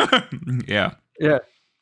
Every week. Like, I'm sorry, I can understand people loving to do that, and you've got to go into the office maybe twice a week, but there's going to be benefits to that.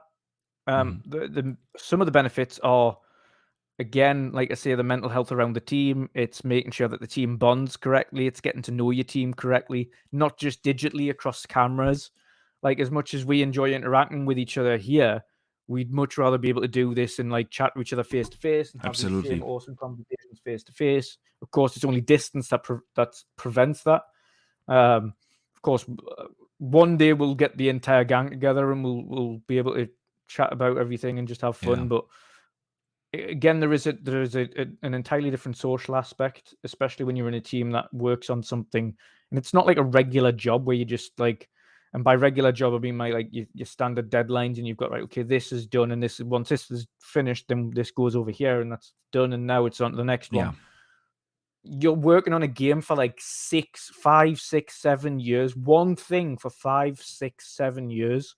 It's not like you're working on a singular project and then moving on to another project and then moving on to, you're working on one thing for 6 to 7 years at a time. It's a massive amount of time. and this you'll be working with that team for that minimum amount of time as well, unless you're a project worker, of course. Contract worker. The benefits, both socially and as a team building specifically, is much better. You can also bounce ideas off to each other much quicker. So you can go in and you can kind of sit there instead of just sitting on a camera and saying this X, Y, and Z, and then you're not really paying attention. Because let's face it, how many people are going on these conference calls are actually fully paying attention to everything at all given time? I know you are, but you're the manager. Even then, no, I'm fully with you. I don't. That's the thing. Yeah. You also When you're doze in a off room with each in a other. meeting room, by the way, but you can't do it so easy. Like, how many times do you pull out like your smartphone during a meeting and do this? Like, okay, and just switch off the camera and stuff like that. Yeah. I'm fully with you. We have the same thing here in the company I work. We have like 2 days a week where we all go into the office, and the other 3 days everyone can do what they want, stay at home or come to the office. Yeah. And honestly, I have to say, I know we have also a lot of people that are being like, well, it worked for the last 2 years. Why do I have to come to the office? But I noticed that our team acts as a team again. We were not a team during the pandemic, and there's nothing anyone has ever told or shown me that it worked in the other teams. And that's the difference. That's the difference. There's loads of individual workers. Exactly. That's it. There aren't teams. It's just loads of individuals. I see. My you team. Can't, like, that's the thing when you're trying to manage a team yourself. What you're not doing is managing a team when everyone's remote. What you're doing is managing 12 individuals. Exactly. Individually. You manage the work. And I've seen it with a lot of things that are innovations. Everyone did their job from their home. Everyone. But the difference is we didn't do a lot of new things. We didn't attack the things that we wanted to improve, where we wanted to develop innovations. We didn't do that at home because it's nearly impossible. Those kind of things that happen when you go together to lunch, when you have a coffee together during a break, or when you just simply sit in a room and discuss things on the same table, looking at the same screen, pulling out a paper and doing sketches or whatever, using a whiteboard, is different when you do it in teams or when you do it in person. And the second thing is the personal relationships in between the team members. We have a couple of colleagues, new colleagues in our team that started in the last 2 years. Like, we have one guy who worked in our team, and I didn't see him in person for an entire year. I knew nothing about the guy, except that he did a good job. But I didn't know about his hobbies. I didn't know anything about how is his wife doing, what is his wife doing, or does he have kids? You don't talk about these things in Teams calls. And so while I have a lot of people in the team as well that say, well, it worked for the last 2 years, why would I need to come back to the office now? I feel like it's good for the team. It's good for the environment. So yeah. It's essentially what they're trying to do is, and correct me if I'm wrong, you said that they have to come in for a couple of days a week or a set number of days. 2 days. So if that's the case, then that's hybrid working. Exactly. It's not like it's not being forced to go back into the office like Elon Musk did with the Twitter staff and making them sleep there, for instance. That's complete opposite end of the scale. If it's hybrid working's absolutely fine. If you've only got to go in for 2 days a week, I mean, you can essentially treat it as a day out. Like, sure. you've got, honestly, you can go to the office, I'm glad when I can go at least a day or two in a week into the office, because otherwise I'm only sitting in this room. Like, I work in this room here. I do the podcast in this room. I game in this room. But even then, you love your family. I know everybody loves their families. But absolutely. There comes a point where you want to strangle them. You know what my wife and I did? Yeah. In the beginning, when the pandemic started, we both worked from home. Separate rooms. Yeah. But we only have like one spare room, so this room where I work. And she was sitting on the kitchen table and worked from the kitchen table. But of course, when I went for coffee in between two meetings or get something to drink or I don't know, I always walked by her, and you had these brief conversations like, "Oh, that last meeting that was so awful," and it didn't work. Like after 6 months or so into the pandemic, we were like, I don't want to talk to you during my work day. I just don't, because at the end of the day, you had nothing to talk about. We were sitting at the dinner table, and it's usually where the kids come together, the wife, and we all sit together at the dinner table. Everyone talks about their day, and we didn't have that, and it's kind of sucked. So we built basically a desk into our in our bedroom, and now she has her office there, and I there, and we don't see each other the entire day basically, unless we want to, and I love her, but that's a good thing. So that's what I'm saying. And having the ability to go into the office, there are certain, like, again, you're not going to like everybody that you work with, but there's certain people that you actually enjoy with, and especially when you're doing something that is, you are essentially working as a team. So, for instance, sales aspects or generic office aspects where you kind of just left to your own devices because your stuff is kind of autonomous. So you need to do the work gets done, you pass that work on. That's fine. There's no team requirement there, and I can understand people who work from home who do want to go back to the office that don't really have a team requirement for their role. Like if you're just doing back office stuff or HR work and things like that, like you don't necessarily need to be around. If you're an accounts person, for instance, or working in accounts, you don't necessarily need to be in the office at all times. You might need to go in for a meeting once a month to clarify a couple of kind of financial details, but you don't need to be there. But if you're working on the front line, as Boxy does, or I do, or a game developer would, having a role that requires you to have a team building mentality or work within a team, it's going to be far more fluid to go in at least once or twice a week, speaking about some of the issues you've got, some of the issues you might do, overcome those things. Instead of trying to dial that person doesn't pick up first time around because he's going to get a coffee, you try catching them again on Skype or Teams and still not back at the desk, or they've set themselves to busy and they're just ignoring the Teams calls unless it's from the boss. The dynamic's not there. And when you work in a creative environment, bouncing ideas off each other, bouncing ideas off your friends, building a relationship with those people that you're going to be working very closely with over the next 6 to 7 years throughout the project, I think is kind of tantamount to success. Now, we know Bungie have said, oh, we've created Lightfall entirely remotely and it's been fantastic. Good. Yeah. Good for you. But not to say that it works for every company. And I think certain companies need to have a little bit more rigidity.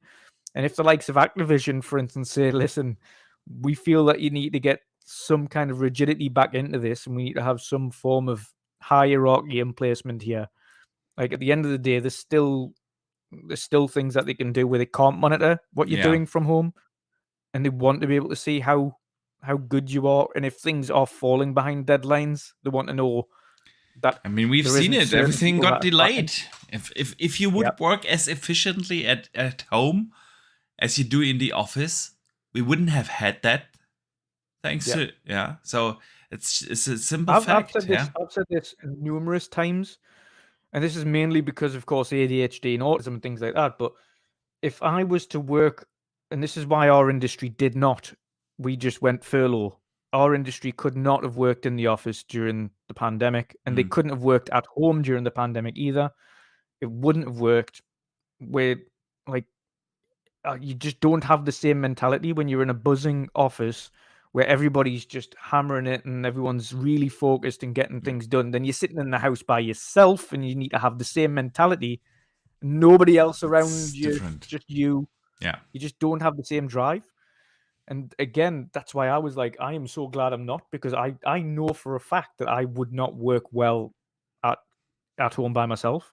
When it's in a creative space and I'm making little things and stuff like that, even then when I'm creating things, I like to be speaking to people. So if I'm making an overlay or if I'm making a video or something like that, I'll be kind of trying to show people what I'm doing, or like, okay, bounce ideas off people. Yeah.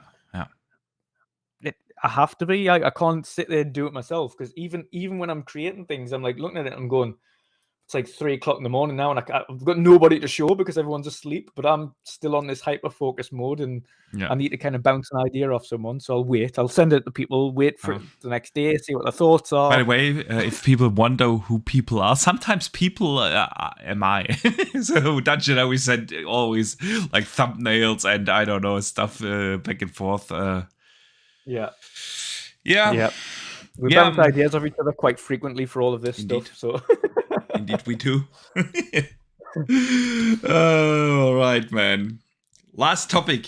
Okay, last topic. Before we go to the community questions, spend another hour there. Yeah. Your favorite country, the Saudi Arabia, as the biggest new game investor, is now an even bigger shareholder of Nintendo. Yes, indeed. Increased the percentage to 7%, I think. Yes, 7.08%. Of Nintendo is now owned by Saudi Arabia, and we have seen them make quite a lot of Public moves. Investment Fund, PIF. Pardon me? They're called PIF, Public Investment Fund of Saudi Arabia. If you say so. Hang on. The only reason I know this is because they own Newcastle United. Yeah, you're right. Yeah. Who have also got an esports company that are now sponsoring Newcastle United. That is part of PIF, which is also part of the greater thing that they're trying to do with Nintendo. So it's like a whole knock-on effect. And to be honest, I've seen a glimpse of what they're doing with a little slither of money just for sections of the esports community over in Saudi Arabia, and that's just like pocket change to them. You should see how well equipped their esports and their their digital gaming segments are in these in Saudi Arabia, just for fans and players. They are so much better and so much more well equipped than anything I've seen anywhere else in the world. It is next level detailed. It's phenomenal. But PIF are not messing around. Like they don't care. Like they understand they've got people that hate Saudi Arabia for their human rights records. Yeah. That's something entirely different. We could get about how bad people are for certain things, but as an investment company, they are not stupid. Yeah, they are. They know exactly what they're investing in. They have a plan to invest 32 billion into video games over the coming years. And that is only going to continue growing. The reason they're not stupid is because they know that is the largest multimedia market on the planet. Yeah. Bar none. They know it's going to make money. They know if they invest in it, it will definitely make the returns. And if you're talking about AAA game development as well, if they invest into a game development company, or if they created a game dev company, for a company like PIF, who spend billions. They bought the WWE for something like 3-4 billion the other week. Just why not? They would, just like they do it. It's just frequent. Like the Saudi Arabia, the Formula One, the large investors in the F1. There's the golf. They're totally branching out. I mean, oil is coming to an end in a decade or so. Yeah, they need investments everywhere. So they're taking all of this oil money and they're reinvesting it into other segments so that they grow and grow and grow. But they're doing it so smartly. And they're getting the best in the business to manage these different areas and markets to make sure that it performs as expected. But when you're talking about AAA game development, Nintendo, as you mentioned, they're having a much larger investment in Nintendo. You know what it is? That's a big thing for them. I think it's a big thing for the company as a whole when it comes to how they can approach things going forward as well. Because what they do is if they essentially, when they say, okay, well, we need an additional 30, 40, 50 million for this, to make this game or for this hardware or this technology, can we do it to push this forward? PIF will go, absolutely. go for it. If this is pushing technology forward, let's do it. We've seen that for us, like for just as a going back to sports for Newcastle, they purchased Newcastle for 350 million, which is pocket change to them. They've already invested 250 on staff. They're investing on a brand new training ground. They've already retrofitted and repaired the current training ground. They're going to be expanding the stadium. This is just from their own things. They've give every bit staff in the stadium a pay rise. Anyone who works for the club's got a pay rise. Like, they are no holds barred. If it needs improved, they will get the improvements done. They do thorough investigations on what areas of the business needs improvements, and they tackle them one by one. Okay, so what area is faulty? What area needs improvements first? Which are the worst areas? Right, we'll tackle them like now. How much money do you need to get that fixed? This much, right? Let's do it. Yeah. And that's the way. If they approach AAA gaming the way that they approach investment, so if someone goes to them and says, "Right, I've got this idea for a brand new Star Wars game," just to theoretically, a brand new Star Wars game, it's going to be this huge open world. It's going to have this moral system like KOTOR, but it's going to be more of an RPG where it's a single player kind of experience. But it's going to cost about 150 million to create at least. PIF will go, okay, let's get it done. What do you need? Like what we working with here? Let's get it done. Like, who do you need? Let's get this company built. They would do it if they knew the investment return was going to be there. If given the right investment, given the right return tools, of the investment is there. They would, like you said, just do it. They handle these kind of things quite smart, and like, unlike any other country, they've invested over the couple of last years, very heavily as a country into the gaming and entertainment industry.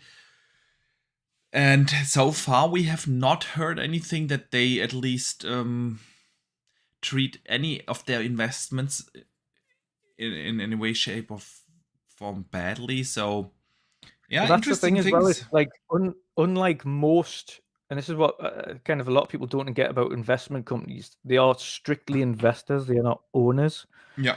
So unlike Newcastle United, where they are majority holders, they are 80%. Yeah. They have the vast majority of, essentially, they have the purse strings. We've got other owners that are huge property developers, the Rubin brothers, but they are ultimately the purse strings in the relationship when it comes to that. And that's the way PIF treats all of their projects. Like, we are the purse strings. We are not the people that tell you what to do. You come to us and tell us what needs done, and then we'll discuss the financial aspects of it. Yeah. That's simply all they do. They don't want to get involved in the day-to-day running. If somebody's kind of up there that knows, or they know somebody that has the technical expertise to put in place, like a director that they may already know that's done well, they'll put them in place just to make sure that the day-to-day running goes well. But they will not have any yes, no, or decision-making process in terms of your day-to-day running. You tell them what needs done. They'll discuss the financial aspects of that, and then they get it done. Yeah. It's very streamlined. It's a really straightforward way of them working, but that's what they want to do. They want to be able to trust their investments, know that their investments, and the reason they invest in these things is because they see potential. They don't invest in things that don't see potential.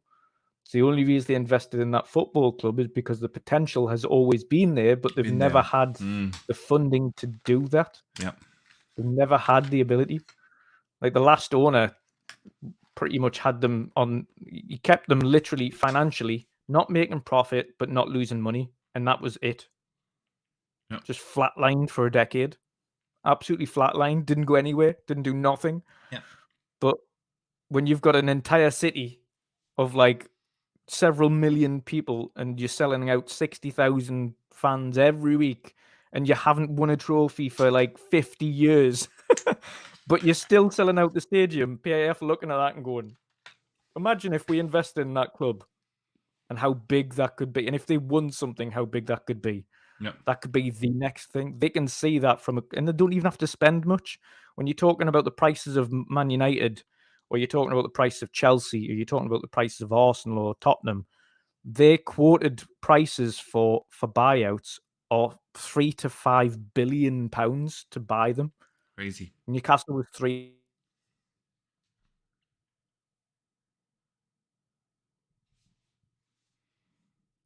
No. We'll spend much less and we'll potentially make that much better. That's exactly how they're tackling the gaming industry. They're going little by little. Okay, we'll start off with 2% of Nintendo. We'll increase that to 4%. Yeah. Okay, we'll increase it now to 7%. Okay, and this will spiral over the year sure. and years until it becomes 25%, 50%, 51% majority holders. There'll come a point in time where Nintendo are majority owned by PIF.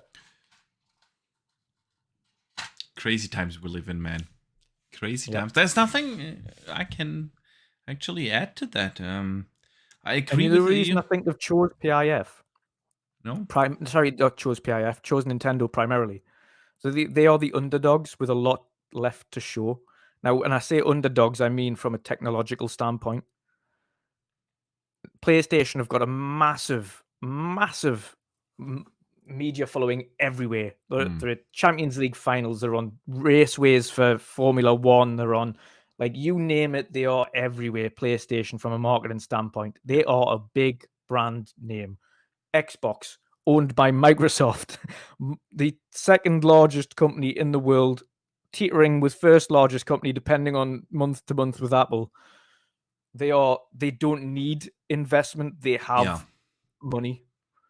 Nintendo, on the other hand, aren't mega rich.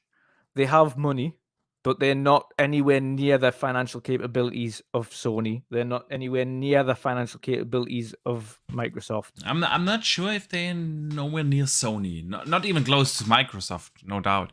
Yeah. But dude, Nintendo got some money. I think that the main reason why they chose them is because Nintendo has proven to be like a very, very reliable investment. They have had success in the entertainment industry for many, many decades without bigger ups and downs. Even in their worst days during like the Wii U, they had fantastic numbers.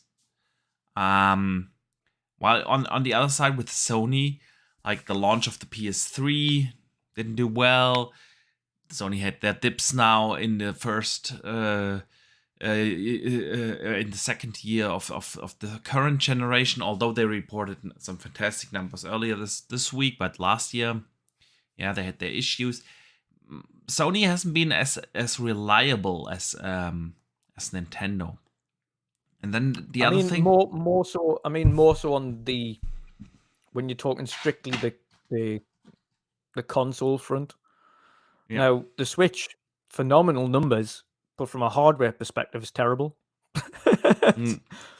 Let's face it, from a hardware perspective, it is a decade behind the Series X and the PlayStation 5. It is miles away from being anywhere near relevant. And I think I don't think as well Nintendo want or can afford to do what Xbox and PlayStation can afford to do and take a hit on hardware and sell software.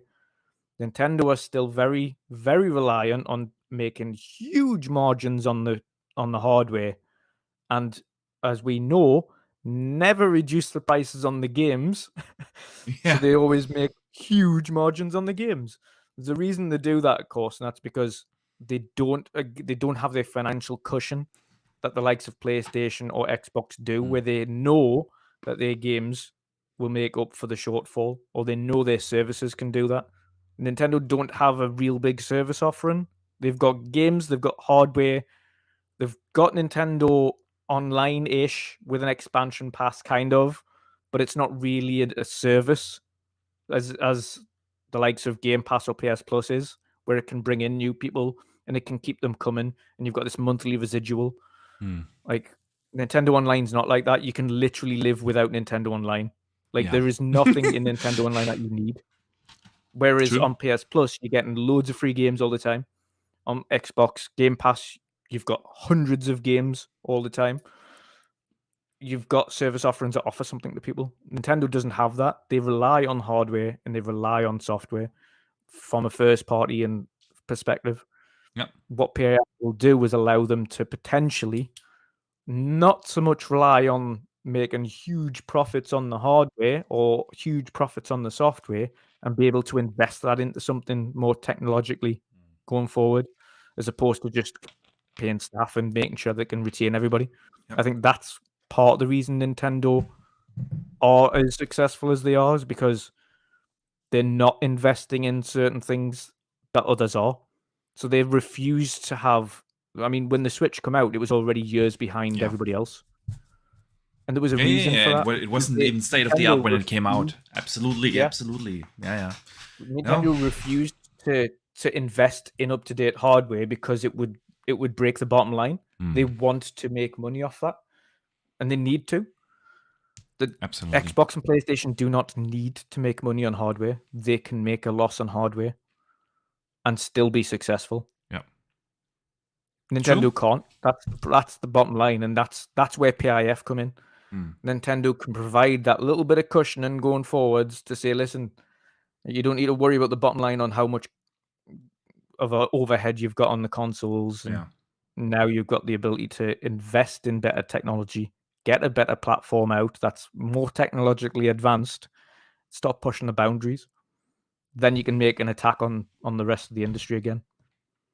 Indeed. I'm not sure if they want to attack the industry again. The last time they tried that was with the GameCube. Yeah, and it wasn't. They weren't really successful. And ever since they've gone their own way, with the Wii, and then of course the Wii U can say about what you want, but it wasn't your traditional home console. It absolutely needs. It needs to be. The Switch needs to be maintained going forwards, but better. We've seen what the Steam Deck can do. Yeah. If the Steam Deck can do it for the same price, but give you better hardware, there's no excuse, Nintendo. There is zero excuse. If Steam can put out a handheld gaming console that turns into a PC, it's a hybrid console.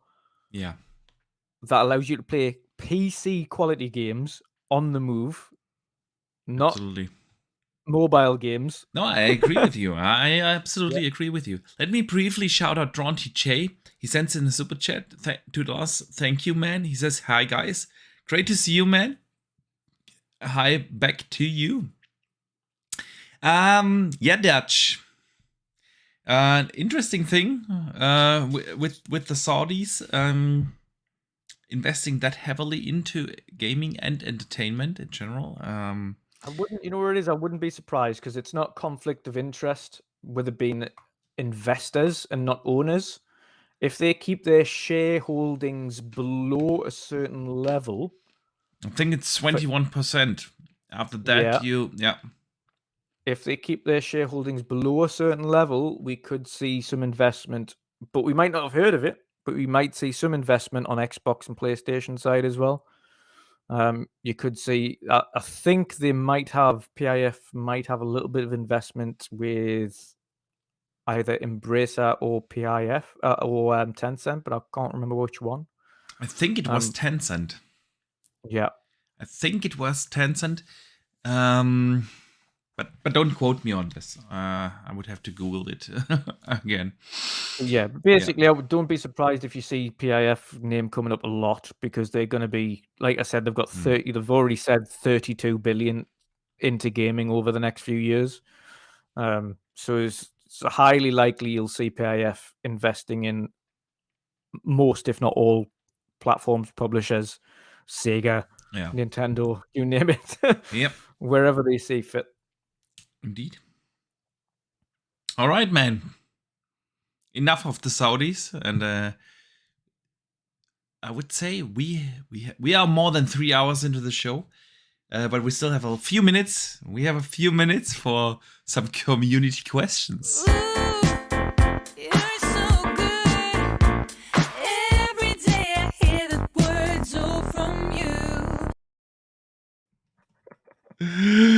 All right, there we are. There we are. So, like every Wednesday, people can send in, of course, on Xbox, PlayStation, Twitter, YouTube, or on our Discord some community questions. And the first one comes in from our good friend Fanto Sir. He asks, "Hello, my collective wizards and witches." You know already in which direction this question is going, but it's a good one. What DLC wishlist do you have for Hogwarts Legacy going forward, and how likely is it that we'll get it anyway? Ooh, that's a good. Haven't completed the game. I don't want to spoil it. If there was DLC, it would be. Let's see, I can't even say it. I can't even say it without spoiling the end. So I'm not going to. It would have to be a different direction, but it would be a later year. So much like you had with the Harry Potter films, where although you had this overarching enemy, an overarching threat throughout the entire thing, but you didn't quite learn about it until the latter couple of films, where it was Voldemort, and it was all about Voldemort. The first few were learning who Tom Riddle was and learning about this and that and this bad guy and that bad guy. Obviously you're year 5 in this one. What it could be is, okay, the next Hogwarts is the next level. It could just be an entirely new game. I don't know if they do DLC. To be honest, I think DLC-wise might be a few little side quests. I don't know if it would be like mainline quests or maybe it's just like a kind of a much larger side quest, as it were, a bit like Outer Worlds did with their DLCs, which they weren't anything to do with the main story. They were 2 separate side stories. So it could be something like that. But I would also like to see, and I think a lot of people would like to see, Quidditch. Now, we know they had Quidditch. We That's know an they interesting. have Quidditch rink there. We know they've got all the uniforms there. If you stand in out just when you're going out to do the little game that you play where you have to pull the ball forward and hit it on a certain mark, there's a couple of the kids there with the bats hitting the ball back and forward to each other. So we know that they've got some of the mechanics already in there, including AI and how the AI interact with the ball. We know in the original builds before they changed it that Quidditch was in the game, but they never got it mechanically working, which is why they removed it and created this whole storyline on somebody got injured and then there was cheaters. So that's why we've banned it this year. But then as you progress through the game, there's little bits of things where they're trying to get Quidditch back on and so on and so forth. So DLC might have in the future, they might be working on it in the background, trying to get it working because they've already got everything in. They've got uniforms, they've got the pitch, they've got the bat and ball, they've got the positions already mapped out. They know how it works. It's just mechanically getting it to work. Obviously, when you're floating around and there's a ball floating around and there's a golden snitch flying about, you need to have how is this floating ball that you're whacking around to each other staying in the air at all times, as opposed to falling on the floor, which is what they don't show in the films. Is you never see this big clumpy ball that doesn't have any form of levitating abilities, just getting battered around the pitch all the time, but never seems to hit the ground. They need to try and figure that out as well as trying to find this tiny little golden snitch that's flying about. Like, how do you figure that out? Yeah, I think when you play the game and you have these broom flying mechanics, kind of they're good for traversal, but are they good for like playing a Quidditch game? So you're not like fast enough, you're not precise enough, like. But these are things you see that include with the DLC. So obviously you've got the Nimbus 2000 and the Nimbus 3000 come near the end of the film when like they're doing the trials and things. You could include those extra brooms in, like these specific Quidditch brooms. I mean, the game is set up. It would be absolutely the logical thing to do. Yeah. And what I could see them do is that they dive into some side stories Like I was just I about to mentioned say the that. blind guy earlier. I can't remember his name, but he was like a really interesting character, and he's got this thing going on where he's like he knows how about the forbidden spells because he accidentally used one as a child, Yeah. and like tell his story, and you could have like completely different spells, and you could have like a blind wizard. You could do like really new gameplay mechanics. I would love to see something like that. So upon one of the interesting side characters, and make their own story for a DLC. So Yeah, but another thing I'd like to see, of course, that was restricted to Hufflepuff this time. Obviously, they got to have a brief glimpse on Azkaban, but even that was just a brief glimpse. I'd love to see a little side quest where Azkaban's involved, and you go in like someone's broke out from Azkaban, and you've got to go and kind of find them, or you've got to go and stop them, or hunt them down, or something. Just like a little side story to do with Azkaban would be absolutely awesome. A little bit of a darker story, like this evil guy who's murdered loads of people's broke out from Azkaban, and like we haven't seen any Death Eaters at all. Not Death Eaters. What do you call them? The ghost things that are above them. What they're called? You know what I'm talking about, don't you? I know what you mean. Yeah, the you haven't seen protectors them. of Hogwarts. Yeah, and the protectors of Azkaban that kind of take the souls out of people. Yeah. You haven't seen them in the game, like so. The we haven't like mentors. Dementors. Dementors. That's the one. Thank God for that. Yeah. That's the one there. But Fanto was saying Patronus, having Patronuses and having Dementors and things like bring that in, like expand, bring this magic in. That would be cool, Absolutely. man. Yeah, there's a lot of potential. But it's just, it is just what we were saying beforehand as well. Is I think the success of this IP would definitely justify a further one. Like where you either later on in the school years, where you like just be like the year just before you graduate or something like that. Your final year at Hogwarts, and you kind of something really evil goes down, and it doesn't have to be the same story. That's the great thing about this world, is it can be an entirely different story with an entirely different villain. And you've got such a breadth of areas to go to. Like I didn't expect, because what we were talking about with Fantastic Beasts as being a side project, but Hogwarts has got Fantastic Beasts in it. Yeah. You've got the bag from Fantastic Beasts. You go out and collect them. You put them in a vivarium. You look after them, and like all of that stuff I didn't expect from the game. I had absolutely no idea that was in it, and I ended up with like 30 different beasts in different areas, kind of treating them all, look after them, petting them, feeding them. I'm like, this is like so expansive. So they could do so much with this game, so much. But they could. Fingers crossed. Ferris MD writes in and says, "Do you think that Nintendo have the right to price the new Zelda for $70 since the game is still it still runs on old hardware? And thank you. Whenever I have time, I always tune in." No, thank you, man. I know we see you in the chat on a regular basis. We see you on Twitter on a regular basis. Appreciate you, man. So Dutch, $70 for Zelda. Justified or not? Not for me. I'm not a Zelda fan anyway. What I did like Nintendo coming out and saying though, and we've seen that with the remastered version of Metroid was $40, like literally same day. Metroid $40, Zelda $70. What they've said is it's a case-by-case basis. If this game's cost us a lot more to make, then we're going to be charging more for it, essentially is what they're saying here.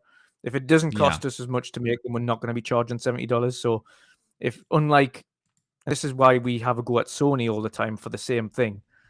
Is if you're not spending 200 million doing a remake of The Last of Us 1, but you're charging $70 for the privilege, that doesn't make sense. If you're spending £200 million on, or 250 million on Last of Us Part 3, and you need to recoup that money, then it's slightly understandable that you would have a higher price point of entry. Yeah. But when you're doing a remake of something that's already there, and you're spending 50 million making that remake or something, or even less, then don't charge. Like, this is in my opinion, perfect from Nintendo. We don't want to justify $70 games, but if they're saying, listen, it's a case by case basis. If it's cost us a lot of money to make, then we're going to be charging more money for entry. If it's not costing us as much money to make, then we'll not charge that much money for entry. And if you have a look at it historically, I mean, Pokemon people kind of still laugh at that, but that wasn't like highly priced. You could pick that up for £45 brand new. Yeah. Like, it wasn't expensive. You look at Metroid, that's 40 brand new. That's not expensive, and that's arguably a really brilliant game. It's reviewed. It's sitting at 97 or something ridiculous. Like, it's a case by case basis. That's exactly how it should be. It shouldn't be blanket. It should never be blanket, and that's what we've tried to be saying to Sony for all this time, and what we'll continue to say to Microsoft is we can understand on certain scenarios where you might charge 70 for a game, like a Starfield, where it's 300-hour game and it's took 10 years to build.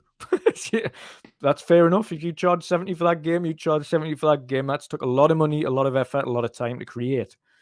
If a game's took 2 years to make and you've spent half the budget on it, you absolutely better not be charging the same price as that other game.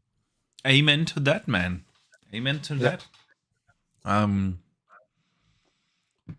mean, with Microsoft, we at least have the option to play the games through Game Pass.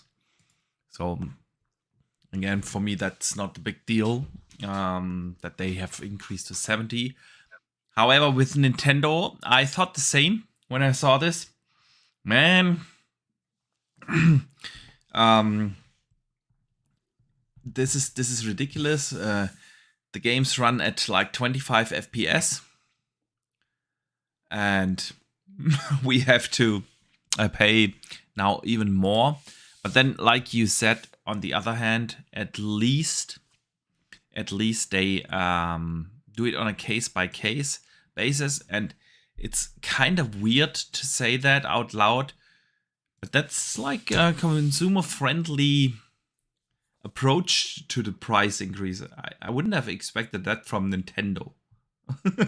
You know, the company that sells you the same games each generation over and over and over again. But yeah, we shall see, man.